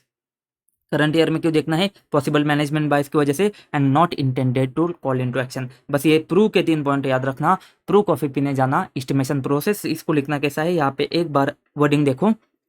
Estimation process है, प्रायर पीरियड में मैनेजमेंट ने बनाई है, उसका इफेक्टिवनेस के रिगार्डिंग इन्फॉर्मेशन, वो इफेक्टिव थी कि नहीं थी उसके रिगार्डिंग का इन्फॉर्मेशन को तुमको रिव्यू करना है। री एस्टिमेशन के लिए तुमने ऑडिट एविडेंस ऑब्टेन करना है, एस्टिमेशन अनसर्टेनिटी के लिए ऑडिट एविडेंस ऑब्टेन करना है। बात खत्म। भाई साहब बहुत ही खतरनाक तुम्हारा 3-4 क्वेश्चन जो हमने यहाँ पे देखे ना, बहुत ही इंपॉर्टेंट है, बहुत ही खतरनाक थे। एक मिनट। ठीक है, ये देखो ये 4 क्वेश्चन है तुम्हारे पास में, बहुत ही इंपॉर्टेंट है। और देखो क्वेश्चन तुमको एग्जाम में आए रहेंगे ये। ठीक है, सबसे पहले हमने बात करी रोमम की या फिर एस्टिमेशन मेकिंग प्रोसेस की। ठीक है, इतना आंसर तुमको लिखना है, एस्टिमेशन प्रोसेस के लिए इतना आंसर लिखना है। फिर हमने बात करी इंक्वायरी की, इंक्वायरी के लिए 4 पॉइंट लिखने हैं। एजम्पशंस आता है तो ठीक है, नहीं तो छोड़ दो। And review prior period estimate, ये तो कतई ज़्यादा इंपॉर्टेंट है, बहुत ही ज़्यादा इंपॉर्टेंट है। और इसके बाद में अपन देखेंगे अब इसको रिस्पॉन्स करना है। एक बार रोमम समझ में आता है, इसको रिस्पॉन्स करना है। देखो क्वेश्चन क्या आएगा, घुमा घुमाए के, control environment, understanding control environment, risk assessment procedures, पता नहीं किधर किधर घुमाएगा।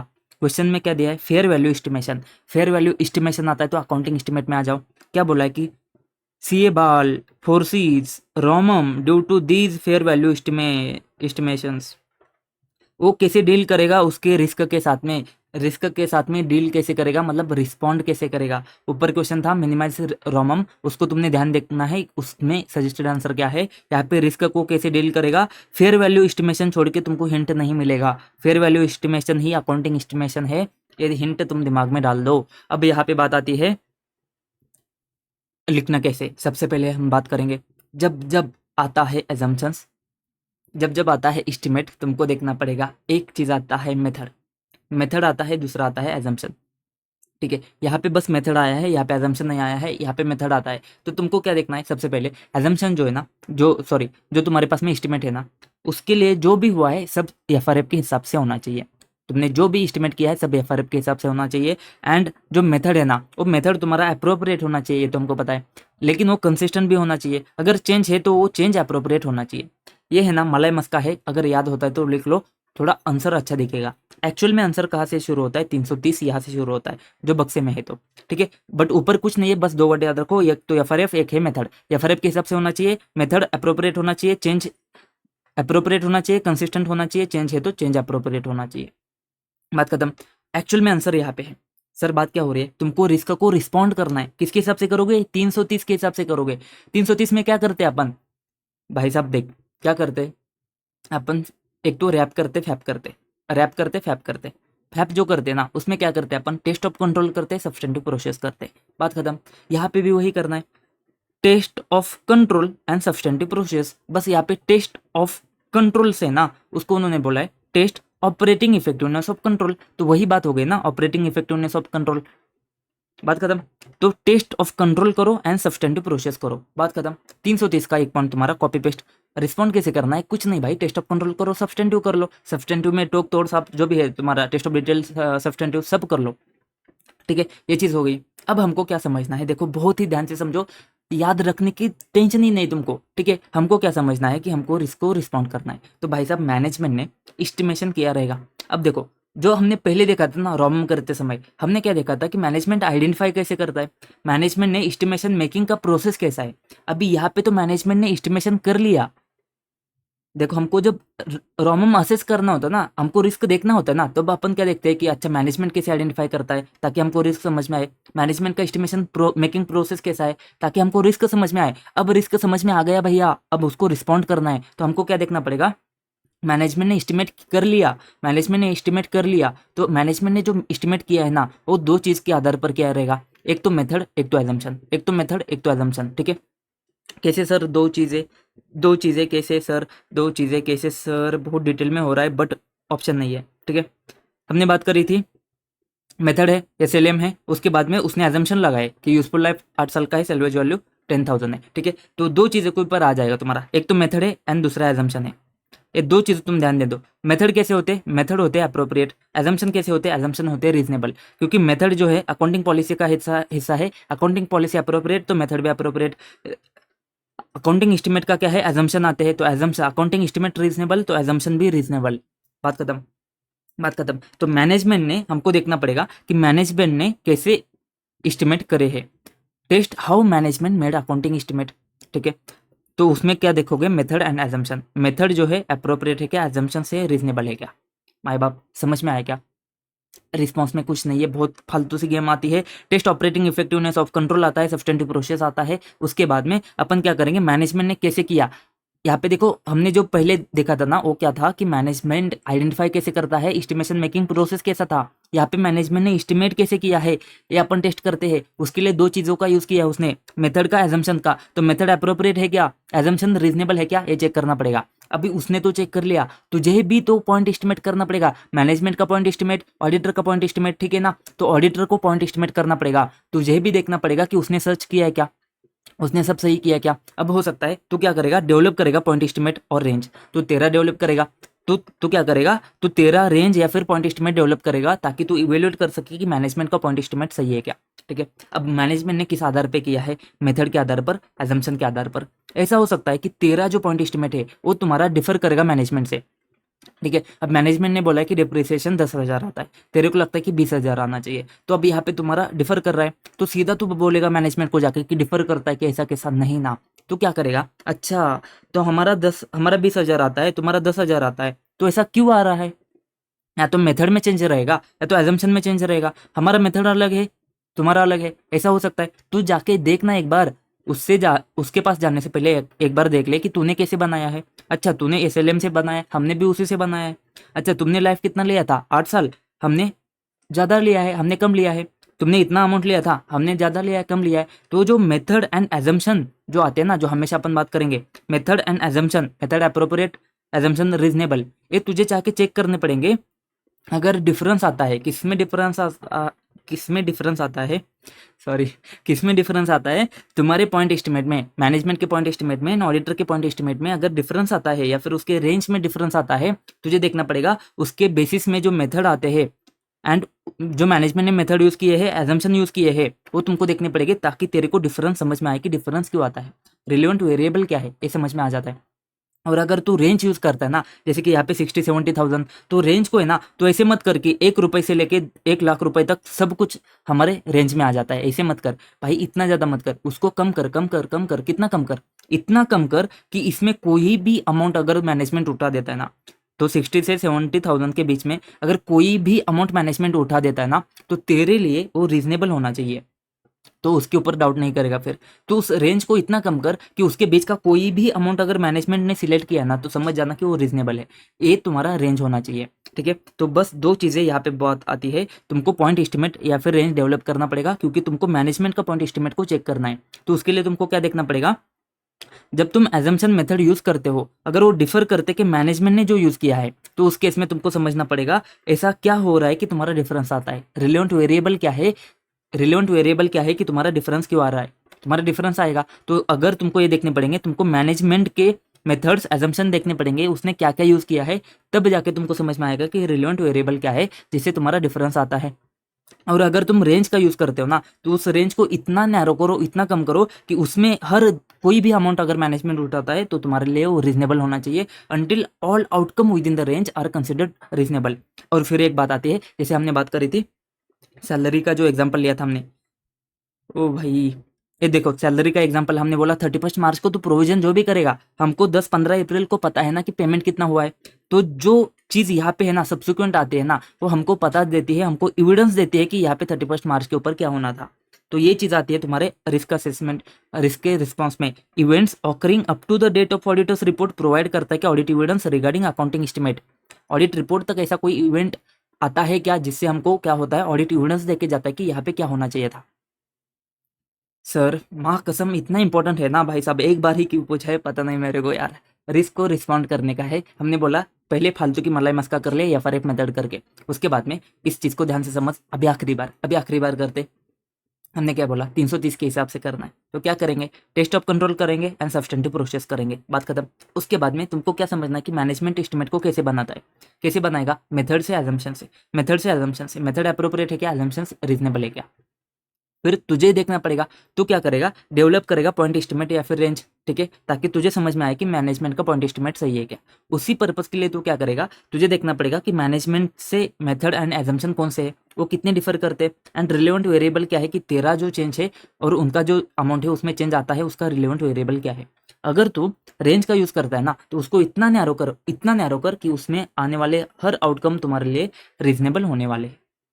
फिर रीजनेबलनेस ऑफ अकाउंटिंग एस्टिमेट को चेक कर। सर अभी तक हम कहाँ पे है सर, बहुत ही ज़्यादा टाइम ले लिया है, लेकिन मैं तुमको बता दूं, पहले हमने दो बुक से फटाफट उड़ा दे, लेकिन अब हमने बस ऑडिटर का रिस्पॉन्सिबिलिटी एंड ऑडिट प्रोसेस देके अब हम बात करेंगे एस्टिमेशन अनसर्टेनिटी की। बहुत टाइम हो रहा है लेकिन करना पड़ेगा। एस्टिमेशन अनसर्टेनिटी की बात करेंगे सर। एस्टिमेशन अनसर्टेनिटी जो बात आती है ना, एस्टिमेशन अनसर्टेनिटी एग्जाम में अगर वर्ड आता है तो समझ जाना, अब जहाँ पे हम आधा चैप्टर खत्म किए, आधा टॉपिक खत्म किए, इसके आगे वाला ही पोर्शन में से आएगा। एस्टिमेशन अनसर्टेनिटी अगर एग्जाम में क्वेश्चन में वर्ड दिखता है तो अब जो हम आगे देखेंगे ना, इसमें से आएगा। जो हमने पहले देखा है इसमें से नहीं आएगा। एस्टिमेशन अनसर्टेनिटी वर्ड को ध्यान देना है तुमने। सर ऐसा क्या खास है इस एस्टिमेशन अनसर्टेनिटी में। देखो, एस्टिमेशन अनसर्टेनिटी को पहले समझेंगे, इसमें कुछ दम नहीं है। उसके क्वेश्चन आते हैं, उसके ऊपर फोकस करेंगे। एस्टिमेशन अनसर्टेनिटी के लिए मैंने तुमको क्या बताया था, वेरिएंस कितना आता है वही तुम्हारा है। इसी के ऊपर तुम्हारा रिस्क समझ में आता है, लो है तो लो रिस्क, हाई है तो तुम्हारा सिग्निफिकेंट रिस्क। ये फालतू की बात है सर। एस्टिमेशन अनसर्टेनिटी हो भी सकता है, नहीं भी हो सकता है। कैसे सर? फॉर एग्जाम्पल तुम्हारे पास में शेयर्स है, ठीक है, तो लिस्टेड के शेयर्स है, तुमने क्या किया, 100 शेयर्स है 90 रुपए के प्राइस पे, तो तुमने क्या किया, 100 इंटू 90 किया, 9000 आ गया, ठीक है। तो इसमें तुम्हारे पास में एस्टिमेशन अनसर्टेनिटी कुछ नहीं है, जो है एक्चुअल में है। लेकिन वही तुम्हारे पास में अगर 90% शेयर होते तो यहाँ पे तुम्हारे पास में कंट्रोलिंग स्टेक आता, तो यहाँ पे तुम प्रीमियम चार्ज कर सकते, या फिर अगर लिक्विडिटी नहीं है तो यहाँ पे तुमको एडजस्टमेंट करना पड़ता। तो ऐसे अगर एडजस्टमेंट करना पड़ रहा है तुमको, तो उस केस में एस्टिमेशन अनसर्टेनिटी हो सकती है। अगर वहाँ पे तुमको लिक्विडिटी की वजह से या कुछ किसी वजह से तुमको एडजस्टमेंट करना पड़ रहा है तो एस्टिमेशन अनसर्टेनिटी आ सकती है। एस्टिमेशन में जजमेंट आएगा तो आने दो, हमको कोई दिक्कत नहीं है। लो एस्टिमेशन कब होती है, हाई कब होती है, तो इसके लिए हमको देखना पड़ेगा अकाउंटिंग एस्टिमेट में लो कब होती है, अकाउंटिंग एस्टिमेट में हाई कब होती है। अकाउंटिंग एस्टिमेट में लो कब होती है, एमसीक्यू पॉइंट ऑफ व्यू से ध्यान देना है। बिजनेस एक्टिविटी अगर कॉम्प्लेक्स नहीं है ना, तो भाई साहब क्या कॉम्प्लेक्स नहीं है तो कुछ नहीं है, एस्टिमेशन अनसर्टेनिटी कम होगी। फ्रीक्वेंटली मेड एंड अपडेटेड, बच्चों को समझता नहीं है, फ्रीक्वेंटली मेड एंड अपडेटेड से लो एस्टिमेशन अनसर्टेनिटी कैसे होती है। फॉर एग्जाम्पल भाई साहब, तो हर महीने, तो हर बार, हर 10 दिन में तो क्या कर रहा है, उस एस्टिमेशन को बनाते जा रहा है। तो जितना तू ज़्यादा उसको बनाएगा उतना ज़्यादा तुझे एक्सपीरियंस आएगा, उतनी ज़्यादा चीज़ें तुझे समझेगी। तो उस केस में क्या हो जाएगा, एस्टिमेशन अनसर्टेनिटी तेरा कम हो जाएगा, क्योंकि उतना तो अच्छे से प्रिसाइज कर पाएगा, प्रिसाइज नहीं कर पाएगा बट उस उतना अच्छे से क्लोज तो क्या करेगा, उस एस्टिमेट को लगा सकता है। तो फ्रिक्वेंटली मेटा अपडेटेड, अगर डेटा रेडिली अवेलेबल है तो उस केस में क्या हो जाएगा, एस्टिमेशन अनसर्टेनिटी कम होगा। अब यहाँ पे भी अगर लिटिगेशन आता है ना, तो आउटकम तुम्हारा कुछ भी आ सकता है, कुछ भी आएगा तो भाई साहब 0 से 10 करोड़ तक कुछ भी आ सकता है, तो हाई एस्टिमेशन अनसर्टेनिटी होगी। अभी यहाँ पे ही फेयर वैल्यू के बारे में बात करते हैं। फेयर वैल्यू के लिए दो चीज आती है, एक आता है मेथड, दूसरा आता है मॉडल, ठीक है। मेथड जो है ना, WDV है, SLM है, अगर वो सिंपल है, इजीली अप्लाई कोई भी कर सकता है, इंटरमीडिएट का बच्चा पास होकर डिप्रिसिएशन कर सकता है, मेथड उसको पता है। अगर इजीली अप्लाइड है, सिंपल है ना भाई साहब मेथड, तो भाई साहब क्या दिक्कत है, कोई भी कर लेगा, तो इसमें तुम्हारा एस्टिमेशन तुम्हारा वैरी नहीं करेगा ज़्यादा। मॉडल जो है ना, अगर वेल नोन एक्सेप्टेड है, मतलब मर्केंटाइल बेसिस है, सब वही एक्सेप्ट करते तो वही एक्सेप्ट करते, तो जनरली एक्सेप्टेड है, वेल नोन है, तो भाई साहब वहाँ पे भी तुम्हारे पास में ज़्यादा वेरिएशन नहीं आएगा। या फिर इनपुट है, इनपुट कब होते हैं, फेयर वैल्यू के केस में, अच्छा वही देख रहे, तो इनपुट है तुम्हारे पास में, अगर वो ऑब्जर्वेबल है, अगर तुम मार्केट से उसको ऑब्जर्व कर सकते हो, तो उस केस में तुम्हारे पास में एस्टिमेशन अनसर्टेनिटी कम होगी। अब यहाँ पे ज़्यादा कब होगी सर, ये जो मॉडल है ना, अगर तुम्हारा हाईली डेवलप है, स्पेशलाइज डेवलप है, स्पेशली एंटिटी ने डेवलप किया है, तो उस केस में तुम्हारे पास में ज़्यादा होगी। इनपुट ऑब्जर्वेबल नहीं है तो तुम्हारे पास में ज़्यादा होगी। एंड डेरिवेटिव फाइनेंशियल इंस्ट्रूमेंट अगर पब्लिकली ट्रेड नहीं करते हैं तो ज़्यादा होगी। MCQ पॉइंट ऑफ व्यू से ध्यान देना है, बात खत्म, ठीक है सर। फिर हम बात करेंगे आइडेंटिफाइंग असेसिंग रोमम। सर फिर से रोमम, यहाँ पे बात आती है एस्टिमेशन अनसर्टेनिटी की। ऊपर अकाउंटिंग एस्टिमेट के बारे में इसी वजह से मैंने बोला एस्टिमेशन अनसर्टेनिटी अगर वर्ड आता है ना, तो नीचे वाले रोमम में आने का है, नीचे वाले रिस्पॉन्स में आने का है, ऊपर नहीं जाने का है। तो देखो, सबसे पहला दो क्वेश्चन है यहाँ पे, रोमम में दो क्वेश्चन है। एक बात करता है कि डिग्री ऑफ एस्टिमेशन अनसर्टेनिटी तुमको कैसे समझेगा, और दूसरी बात करते हैं कि हाई एस्टिमेशन अनसर्टेनिटी है, उसके एग्जांपल दे दो। तो देख भाई साहब, एस्टिमेशन अनसर्टेनिटी, अकाउंटिंग एस्टिमेट बनाने के लिए तेरे पास क्या होते हैं, याद कर, इनपुट होते हैं, इंफॉर्मेशन होती है, जजमेंट होते हैं, एजम्पशन होते हैं। भाई साहब मेरे को इतना बताने का ना, तुमको समझ नहीं आ रहा कि रिवीजन वीडियो में क्या क्या बताऊँ, किधर गया यार। देख, इन्फॉर्मेशन है, इनपुट है, एजम्पशन है, जजमेंट है। इसी के बेस में तुमको समझ में आता है कि इन्फॉर्मेशन में तुम्हारे पास में एस्टिमेशन अनसर्टेनिटी कितनी होती है। कैसे समझेगा सर? देख यहाँ पे आ जा। देख, इन्फॉर्मेशन है मतलब डेटा है, अगर एक्सटर्नल सोर्स से डेटा है वो रिलायबल है, अगर रिलायबल डेटा अवेलेबल है ना भाई साहब, एस्टिमेशन अनसर्टेनिटी कम होगी तुम्हारे पास में। ठीक है सर। एजम्पशन से, इनपुट से, इनपुट या तो ऑब्जर्वेबल होगी या फिर अनऑब्जर्वेबल होगी। ऑब्जर्वेबल है तो तुम्हारे पास में एस्टिमेशन अनसर्टेनिटी कम होगी, अनऑब्जर्वेबल है तो ज़्यादा होगी। एजम्पशन से, एजम्पशंस में चेंज होने से तुम्हारा अकाउंटिंग एस्टिमेट कितना चेंज होता है। हमने थोड़ा एजम्पशन चेंज किया तो अकाउंटिंग एस्टिमेट कितना चेंज होता है। तो sensitivity of change in accounting estimate to change in तुम्हारा एजम्पशन एंड जजमेंट, जजमेंट के ऊपर तुम्हारे अकाउंटिंग एस्टिमेट कितने डिपेंड करते हैं। बात खत्म। उसके बाद में हमने क्या देखा था, लेंथ ऑफ फोरकास्ट पीरियड। अगर तुम्हारा 1 महीने का है, 15 दिन का है, 2 महीने का है, तो तुमको फटाफट समझ में आ जाएगा। 10 साल का है, 15 साल का वारंटी ऑब्लिगेशन है, तो उस केस में तुम्हारी लग जाएंगी। तो उस केस में क्या हो जाएगा, हाई एस्टिमेशन अनसर्टेनिटी आती है। Existence of recognise measurement techniques, measurement techniques sir अभी बताने का था नहीं मेरे को, बट बताना पड़ रहा है तुमको। फॉर एग्जांपल ले लो, अभी यहाँ पे मैंने आपको बताया था एग्जांपल, तुमको शेयर का प्राइस का वैल्यूएशन करना है।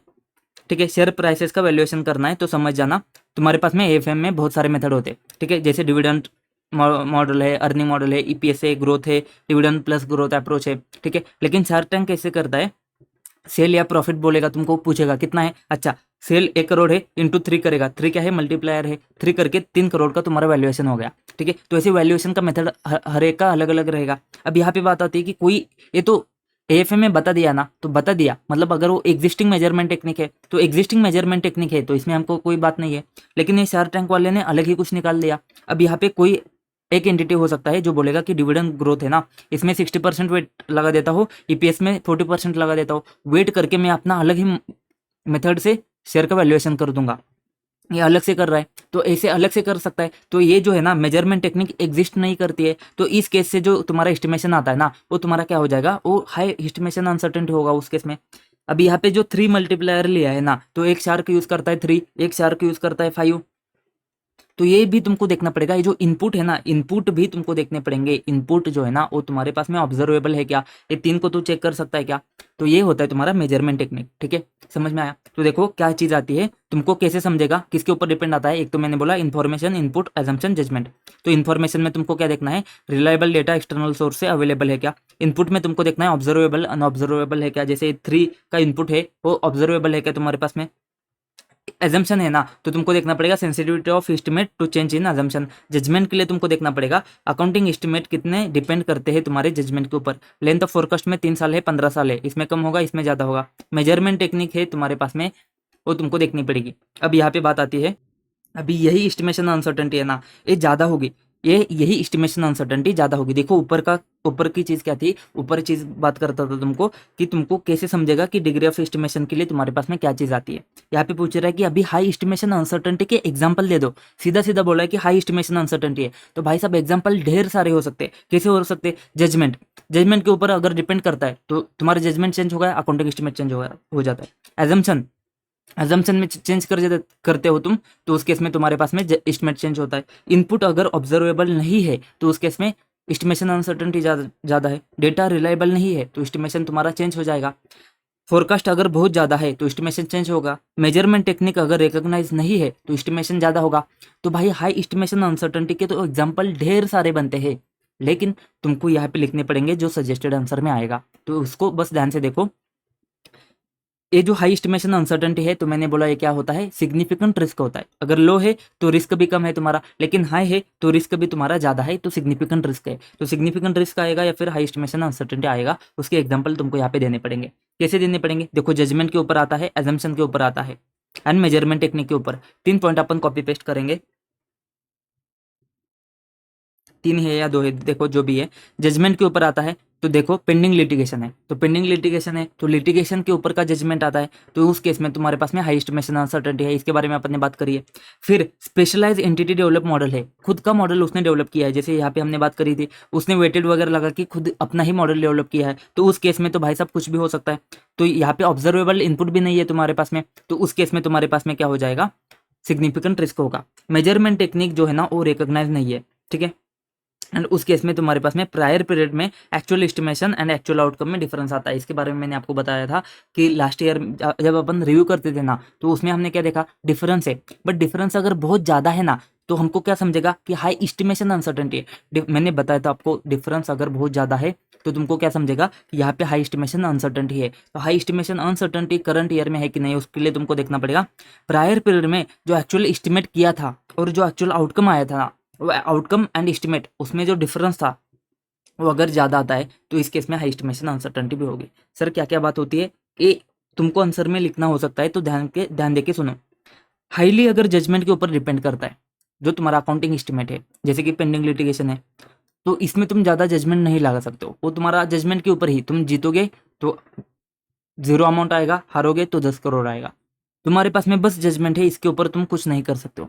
तो अगर बहुत ज़्यादा जजमेंट के ऊपर डिपेंड करता है तुम्हारा अकाउंटिंग एस्टिमेट, तो उसमें तुम्हारा रिस्क भी बहुत ज़्यादा है। सिंपल है। मेजरमेंट टेक्निक जो है ना, वो तुम्हारे रिकॉग्नाइज नहीं है। अगर रिकॉग्नाइज नहीं है तो भाई साहब हम चेक कैसे करेंगे, तो उसमें हम अपन चेक नहीं करेंगे, तो उस केस में तुम्हारा वेरिएशन ज़्यादा हो सकता है, तो उस केस में रिस्क भी बहुत ज़्यादा होगा। Highly specialised, highly entity developed model है। एंटिटी ने अपना खुद का मॉडल डेवलप किया है, एंड उसमें जो ऑब्जर्वेबल इनपुट है ना, जैसे कि हमने शार्क टैंक में बात करी थी, उसने सेल इंटू 3 किया। अभी ये जो 3 है ना, वो ऑब्जर्वेबल इनपुट नहीं है, उसको ऑब्जर्व नहीं कर सकते, और उसका स्पेशलाइज मॉडल है, वो खुद ही करता है, अपना एंटिटी का मॉडल है, तो उस केस में वो वैल्यूएशन सही नहीं हो सकता है, उस केस में वेरिएशन बहुत ज़्यादा हो सकता है, इसमें हमारा रिस्क भी ज़्यादा होगा। और हमने बात करी अगर सब्सटेंशियल डिफरेंस है प्रायर पीरियड में, अगर सब्सटेंशियल डिफरेंस है अकाउंटिंग एस्टिमेट में एंड एक्चुअल आउटकम में, actual outcome and original accounting estimate में अगर बहुत ज़्यादा डिफरेंस है, तो तुम्हारा क्या हो जाएगा, हाई एस्टिमेशन अनसर्टेनिटी होगा। ये तुम्हारे एग्जाम्पल है जिससे तुम्हारा सिग्निफिकेंट रिस्क होगा। सर क्वेश्चन आने के चांसेस यहाँ से ज़्यादा है। क्वेश्चन कैसे आएगा, देखो यहाँ पे, हाँ ये वाला क्वेश्चन है। सर क्वेश्चन में सीधा सीधा आ जाओ, यहाँ पे अकाउंटिंग एस्टिमेट दिया है, यहाँ पे significant risk, accounting estimate and significant risk दिया है। सिग्निफिकेंट रिस्क कब आता है, हाई एस्टिमेशन अनसर्टेनिटी आती है। तो अकाउंटिंग एस्टिमेट दिया है तो 540 में आ जाओ, 540 में सिग्निफिकेंट रिस्क, एक ही आंसर बनेगा तुम्हारा जो अपन देखने जा रहे हैं कि रिस्पॉन्ड कैसे करना है, रिस्पॉन्ड कैसे करना है सिग्निफिकेंट रिस्क को। अभी अभी हमने देखा एग्जाम्पल क्या क्या होते हैं, तो यहाँ पे क्या बात आती है, यहाँ पे उसको रिस्पॉन्ड करना है। इवेल्युएट करेगा अकाउंटिंग एस्टिमेट जिसमें तुम्हारे पास में सिग्निफिकेंट रिस्क है, कैसे इवेल्युएट करेगा, उसको रिस्पॉन्ड कैसे करेगा, इसके बारे में क्वेश्चन आता है, तो तुमको लिखना पड़ेगा ये वाला आंसर, ये वाला आंसर लिखना पड़ेगा तुमको। ध्यान देके सुनो कि उसको तुमको रिस्पॉन्ड कैसे करना है। देखो सर, एस्टिमेशन में तुमको समझना पड़ेगा, सिग्निफिकेंट रिस्क आती है तो हाई एस्टिमेशन अनसर्टेनिटी की बात हो रही है। अभी यहाँ पे तुमने ऊपर तो रोमम के बारे में बात करी, देखो यहाँ पे रोमम के बारे में बात करी, यहाँ पे तुमको उसको रिस्पॉन्ड करना है, तो सिग्निफिकेंट रिस्क का वर्डिंग आएगा, अकाउंटिंग एस्टिमेट आएगा, तो समझ जाना ये वाला चीज़ लिखना है तुमने, क्योंकि ये सारी चीज़ें एस्टिमेशन अनसर्टेनिटी के बारे में बात करते हैं। ठीक है, तो 330 में तुमको रिस्पॉन्ड करना पड़ेगा। सर जब हमने पहली बार देखा था ना हमको रिस्पॉन्ड करना है, तो हमने क्या बोला था, टेस्ट ऑफ कंट्रोल करना है, तुमको सब्सटेंटिव प्रोसेस परफॉर्म करने, मैनेजमेंट ने कैसे किया है, उसके मेथड, उसके अजम्पशन, फिर हम डेवलप करेंगे, ये सारी चीज़ें हमने देखी थी। अब यहाँ पे ना वो छोड़ के अलग पॉइंट बनेंगे, अलग पॉइंट बनेंगे, क्योंकि यहाँ पे सिग्निफिकेंट रिस्क है, वो वाला तुमने कंसिडर कर लिया बेसिक में। सिग्निफिकेंट में तुमको अलग चीज़ कंसिडर करनी पड़ेगी, क्या करनी पड़ेगी। अब देख यहाँ पे रिस्क बहुत ज़्यादा है ना, रिस्क ज़्यादा है तो तुमको यहाँ पे देखना पड़ेगा। फॉर एग्जाम्पल जैसे कि हमने बोला था मैनेजमेंट क्या करेगा, चेंज करेगा, उसने 5% से 3% किया। ठीक है, तो मैनेजमेंट के पास में दो ऑप्शन थे, दो एजम्पशन थे, मान लीजिए ए और ए, दो एजम्पशन थे। उसने क्या किया है, इसको सिलेक्ट किया है एंड इसको सिलेक्ट नहीं किया है, 5% को नहीं किया है, 3% को किया है। ठीक है, सिंपल सी बात है, सॉरी सिंपल सी बात है, उसने क्या किया है, इसको सिलेक्ट किया है, इसको रिजेक्ट किया है। तो अपन मैनेजमेंट से जाके पूछेंगे कि भाई साहब इसको रिजेक्ट किया है, इसके रिजेक्शन का कारण क्या है तुम्हारा, इसको सिलेक्ट किया है तो क्यों किया है। ठीक है, अब ये जो एजम्पशन है ना, ये अभी एजम्पशन है मान लीजिए, तो एजम्पशन है ना, अभी ये नॉर्मल होते तो नॉर्मल होते, बट यहाँ पे सिग्निफिकेंट रिस्क के है, तो ये जो एजम्पशन है ना वो भी कौन से होंगे, सिग्निफिकेंट एजम्पशन होंगे। तो अगर एजम्पशन होते अपन क्या देखते हैं, वो रीजनेबल है क्या, तो ये जो एजम्पशन है इसको अपन बोलेंगे सिग्निफिकेंट एजम्पशन है, तो सिग्निफिकेंट रिस्क है, इसकी वजह से सिग्निफिकेंट एजम्पशन है, तो सिग्निफिकेंट एजम्पशन रीजनेबल है क्या, ये हमको देखना पड़ेगा। ठीक है सर, उसके बाद में हमको देखना है किसने 5% नहीं सिलेक्ट किया, 3% किया है, उसका इंटेंट क्या था, वो चाहता क्या था, कहीं ये तो नहीं कि उसको प्रॉफिट में चेंज करना था, तो उसका इंटेंट क्या था, उसका एबिलिटी है क्या वो चेंज कर सकता है, उसका इंटेंट क्या था, ये अपन बातें चेक करेंगे। और एक बार है ना सर, और एक बार हमने क्या बात करी थी, देखो कि मैनेजमेंट कैसे असेस करता है कि एस्टिमेशन अनसर्टेनिटी का इफेक्ट क्या जाएगा, वो कैसे असेस करता है।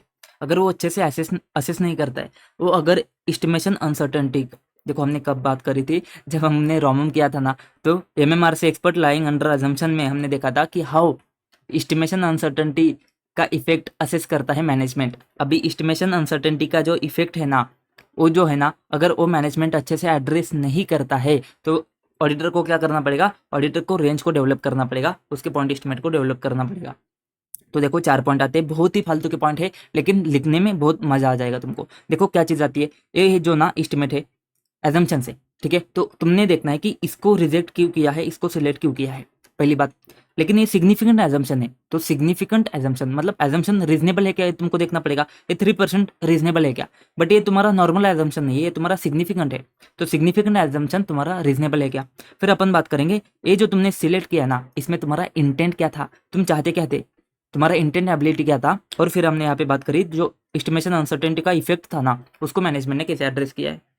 आ जाइए यहाँ पे, अब यहाँ पे पढ़िए, कोई दम नहीं है, दम ही नहीं है इसमें। देखो देखो, how management considered alternative assumptions और आउटकम्स एंड उसको रिजेक्ट क्यों किया है। अल्टरनेटिव क्या था, 5% था, तो उसको उसने कैसे कंसिडर किया है एंड उसको क्यों रिजेक्ट किया है, बात खत्म। फिर जो तुम्हारा 3% है वो तुम्हारा सिग्निफिकेंट एजम्पशन है, क्या वो रीजनेबल है क्या। और उसके पीछे ये जो सिग्निफिकेंट एजम्पशन है ना, उसके रीजनेबलनेस के पीछे मैनेजमेंट का इंटेंट क्या था, management's intent to carry out specific course of action and उसका एबिलिटी टू डू सो। और उसके बाद में अपन ने देखा था कि जो एस्टिमेशन अनसर्टेनिटी का इफेक्ट है ना, उसको असेस करना था। वो अगर उसने एडुकेटली एड्रेस नहीं किया है तो अपन क्या करेंगे, अपन रेंज को डेवलप करेंगे, बात खत्म। इतना सा पॉइंट है, इतना सिंपल सी चीज आती है। फिर रिकॉग्निशन में उसने क्या किया रहेगा, उसको रिकॉग्नाइज किया है कि नहीं किया है, उसका डिसीजन देखेंगे, मेजरमेंट का बेसिस देखेंगे। कोई दम नहीं है, ये चीज क्लियर हो गई क्या। ऊपर हमने 4 क्वेश्चन देखे थे, यहाँ पे हमने 5वां एंड 6ठा क्वेश्चन देख लिया, बात खत्म। अब एक क्वेश्चन बचता है बस तुम्हारा WR का, बस WR वाला इंपॉर्टेंट क्वेश्चन है, बात खत्म। 3 चीज देखते हैं, डिस्क्लोजर, WR, डॉक्यूमेंटेशन, इसमें से WR बस इंपॉर्टेंट है, ताकि कुछ नहीं। चलिए डिस्क्लोजर के बारे में बात करते हैं, इतना इंपॉर्टेंट है नहीं है, बस समझ जाओ, MCQ में कुछ नहीं छोड़ने का है। डिस्क्लोजर देने का है तुमको, किसके हिसाब से, FRF के हिसाब से, हर चीज FRF के हिसाब से जानी चाहिए, डिस्क्लोजर FRF के हिसाब से देने का है।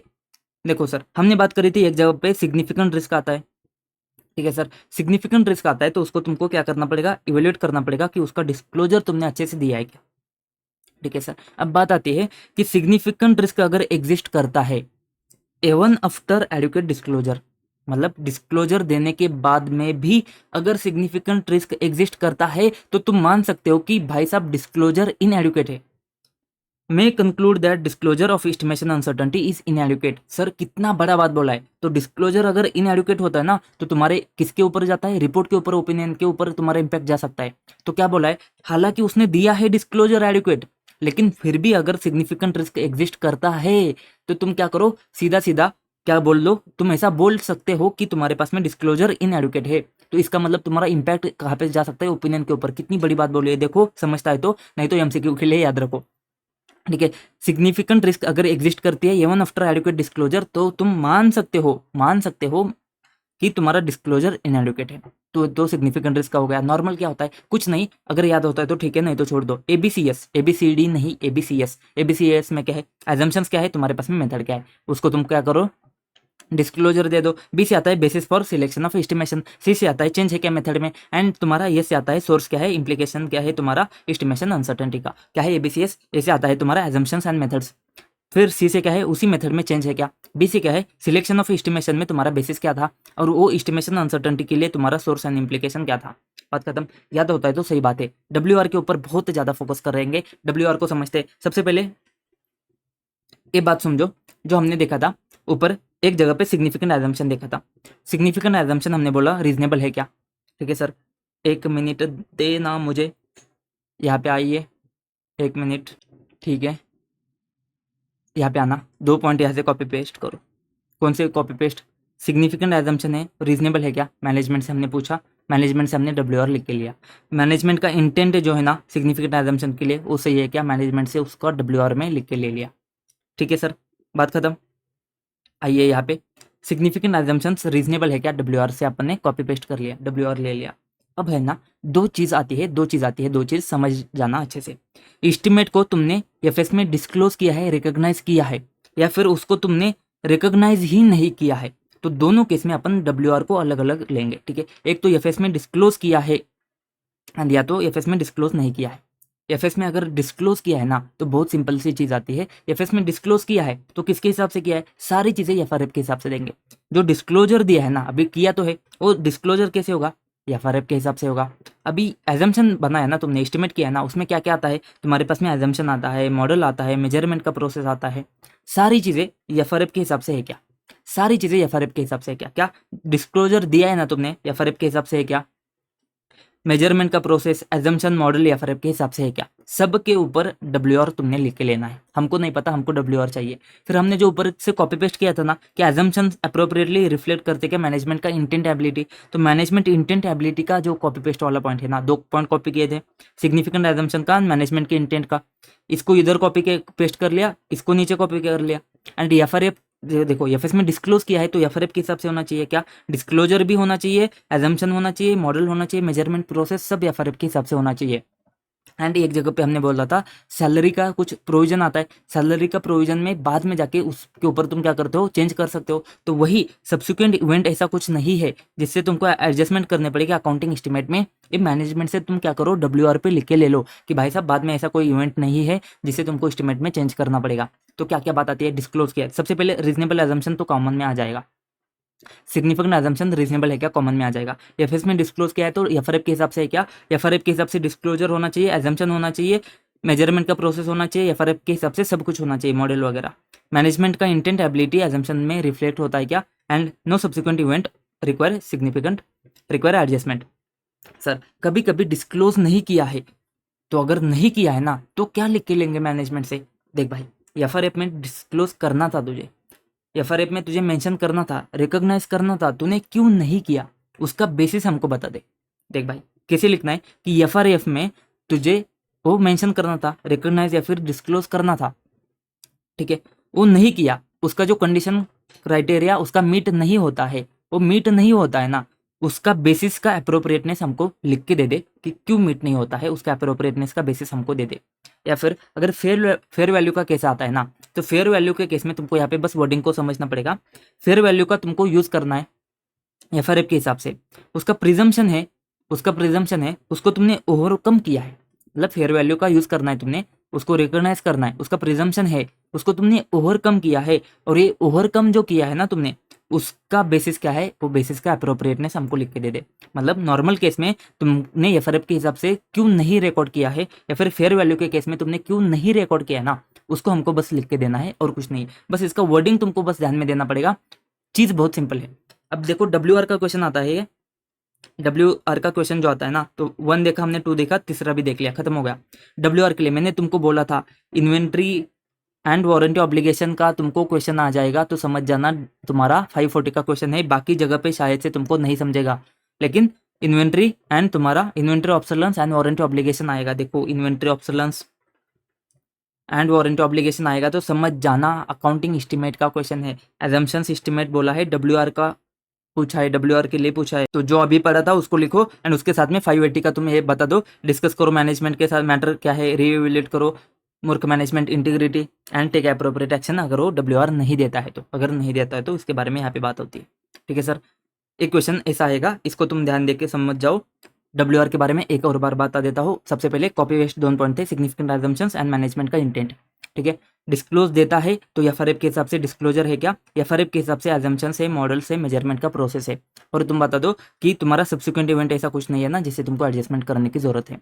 डिस्क्लोजर नहीं दिया है, रिकॉग्निशन नहीं किया है, तो देखो तुम्हारा एफआरएफ के हिसाब से क्यों मीट नहीं होता है उसका बेसिस दे दो, फेयर वैल्यू के हिसाब से ओवरकम क्यों किया है तुमने उसका बेसिस दे दो, बात खत्म। डॉक्यूमेंटेशन में कोई दम नहीं है, यहाँ पे तुम्हारे पास में ऑडिटर का कंक्लूजन का बेसिस क्या है एंड मैनेजमेंट बायस के पॉसिबल इंडिकेटर कुछ है तो उसको तुम क्या करो, डॉक्यूमेंट कर लो। सर 1 मिनट देना मुझे, ठीक है, इतना सफिशिएंट है और कुछ बताने की जरूरत नहीं है। आई होप तुमको समझा रहेगा सब कुछ। एक बार है ना, एक बार रिविजन कर ही लेते। फटाफट इंपॉर्टेंट चीजें कवर कर लेते हैं। 7 क्वेश्चन जो है ना वो बस क्वेश्चन देखेंगे, क्या क्या क्वेश्चन आता है सब कुछ छोड़ दो, बस क्वेश्चन के ऊपर आ जाओ। सबसे पहले रॉम के बारे में पूछेंगे, एस्टिमेशन मेकिंग प्रोसेस के बारे में पूछेंगे। एफआरए पे मैनेजमेंट कैसे आइडेंटिफाई करता है, एस्टिमेशन मेकिंग का प्रोसेस है। उसमें एमएमआर से एक्सपर्ट लाइंग अंडर एजम्पशन कि हाउ फ्रॉम प्रीवियस ईयर की मैनेजमेंट कैसे असेस करता है effect of estimation uncertainty. Inquiry करना है तो चेंज देखो नया कुछ है क्या, नया नया ट्रांजैक्शन है, इवेंट कंडीशन है, चेंज देखो टर्म्स में है, अकाउंटिंग पॉलिसी में है, रेगुलेटरी में है। फिर एजम्पशन के बारे में अगर जमता है तो याद रखो न से नेचर, न से नेचर। फिर एजम्पशन में मैनेजमेंट आता है तो मैनेजमेंट कैसे देखता है कि एजम्पशन रिलेवेंट है, कंप्लीट है, इंटरनली कंसिस्टेंट है, और जिस मैटर के ऊपर है वो मैनेजमेंट के कंट्रोल में है कि मैनेजमेंट के कंट्रोल के बाहर है। रिव्यू करना है तो तुमको देखना है सबसे पहले 510 710 में नहीं जाने का है, इधर आने का है, एस्टिमेट का क्वेश्चन है। सबसे पहले आउटकम री एस्टिमेशन को रिव्यू करना है। इसमें तुमको ऑब्टेन क्या करना है, प्रू कॉपी के लिए पी है प्रोसेस, फिर आर से री एस्टिमेशन, यू से अनसर्टेनिटी। ठीक है, एस्टिमेशन प्रोसेस के लिए इन्फॉर्मेशन को देखना है, री एस्टिमेशन अनसर्टेनिटी के लिए ऑडिट एविडेंस को देखना है। करंट पीरियड में पॉसिबल मैनेजमेंट बायस तो नहीं है ना, एंड प्रोफेशनल स्केप्टिसिज्म को ऑन रखो, एंड तुम्हारा not intended to call into question the judgement. ठीक है, फिर रॉमम को तुमने डील कैसे करना है रिस्क के साथ में, तो सबसे पहले एफआरए मेथड का तड़का लगा दो, एंड उसके बाद में 330 के हिसाब से तुम बता दो कि ये चीज आती है, क्या चीज आती है, टेस्ट ऑफ कंट्रोल आता है, सब्सटेंटिव प्रोसेस आते हैं। उसके बाद में क्या करो, मैनेजमेंट कैसे देखता है, उसका क्या क्या आता है, अकाउंटिंग एस्टिमेट। तो मेथड देखो अप्रोप्रिएट है क्या, एजम्पशंस रीजनेबल है क्या। फिर तुम क्या देखो, पॉइंट एस्टिमेट डेवलप करो, डिफरेंस आता है तो वेरिएबल क्या आता है मेथड में, एजम्पशन में। एंड रेंज अगर देखते हो तो रेंज को इतना नैरो करो कि तुम यहाँ पे क्या करो, सारे आउटकम रेंज में आते हैं, ये तुम समझ जाओ। फिर event occurring up to the date of auditors report, audit events देते हैं क्या, ये चीज तुमको चेक करनी है। फिर एस्टिमेशन अनसर्टेनिटी में अगर आ जाते हो तुम तो यहाँ पे देखो कि डिग्री ऑफ एस्टिमेशन अनसर्टेनिटी के लिए तुम्हारे पास में क्या है, इन्फॉर्मेशन, इनपुट, एजम्पशंस, जजमेंट आते हैं। उसके साथ में फोरकास्ट का टाइमिंग एंड मेजरमेंट के टेक्निक्स। हाई एस्टिमेशन कब होगी, बहुत सारे एग्जांपल है यहाँ पे स्पेसिफिक आते हैं क्या, जजमेंट के ऊपर डिपेंड आता है, मेजरमेंट टेक्निक रिकॉग्नाइज नहीं है, स्पेशल डेवलप मॉडल है, एंड इनपुट ऑब्जर्वेबल नहीं है करके। ठीक है, सब्सटेंशियल डिफरेंस अगर आता है प्रायर पीरियड में, वो भी तुम्हारा क्या हो जाएगा, अकाउंटिंग एस्टिमेट से एंड एक्चुअल आउटकम से, तो तुम्हारा क्या हो जाएगा, हाई एस्टिमेशन अनसर्टेनिटी होगा। उससे तुम्हारा सिग्निफिकेंट रिस्क को जन्म होता है, उसमें तुमको रिस्पॉन्ड करना पड़ेगा। तो रिस्पॉन्ड करने के लिए अलग से प्रोसेस लगाने पड़ेंगे। क्या लगाना पड़ेगा, सिंपल सी बात आती है, तुमको देखना पड़ेगा क्या, अल्टरनेटिव अजम्पशंस मैनेजमेंट ने लगाए थे उसको हटा दिया है, तो रिजेक्शन क्यों किया है। फिर सिग्निफिकेंट अजम्पशंस रीजनेबल है क्या, 3% वाला, मैनेजमेंट का इंटेंट क्या है उसके पीछे। एंड अगर इफेक्ट ऑफ एस्टिमेशन अनसर्टेनिटी जो है ना उसने एडुकेटली एड्रेस नहीं किया है तो तुमको रेंज को डेवलप करना पड़ेगा। फिर डिस्क्लोजर देना पड़ेगा, लेकिन सिग्निफिकेंट रिस्क के लिए अगर एडुकेट हो भी जाता है ना, लेकिन फिर भी रिस्क एग्जिस्ट करता है सिग्निफिकेंट वाला, तो अपन मान लेंगे कि एडुकेट नहीं है। ठीक है, फिर एबीसीएस का तुम डिस्क्लोजर दे दो, एंड डब्ल्यूआर के लिए तुमने क्या देखना है, कॉपी पेस्ट में 2 चीज आती है, सिग्निफिकेंट एजम्पशन, मैनेजमेंट का इंटेंट। फिर तुमने देखना है अगर रिकॉग्नाइज किया है ना तो तुमको देखना है कि डिस्क्लोजर एफआरएफ के हिसाब से है, एफआरएफ के हिसाब से मेजरमेंट का प्रोसेस है, एजम्पशन है, मॉडल है। उसके बाद में सब्सिक्वेंट इवेंट ऐसे नहीं है कुछ जिसे एडजस्टमेंट करना है, नहीं किया है उसने तो समझ जाना क्यों नहीं किया है, उसका हमको बेसिस दे दे। फेयर वैल्यू है तो उसका भी ओवरकम क्यों किया है उसका बेसिस दे दे। डॉक्यूमेंटेशन में तुम्हारे पास में बेसिस क्या है, इंडिकेटर ऑफ पॉसिबल मैनेजमेंट बायस। दोस्तों मुझे लगता है कि मैंने पूरा जस्टिस के साथ में आपके साथ में बहुत अच्छे से इस चीज़ को ख़त्म किया है, पूरा डिटेल में किया है। पसंद आता है तो देखो तुम्हारी मर्ज़ी है, लाइक करना है, शेयर करना है, तुम्हारी मर्ज़ी है, बट मेरे हिसाब से मैंने इस चीज़ के साथ में जस्टिस किया है। शायद से आपका सारा 540 का दुख मैंने ख़त्म किया है। मिलते हैं नेक्स्ट वीडियो में, तब तक के लिए जय हिंद।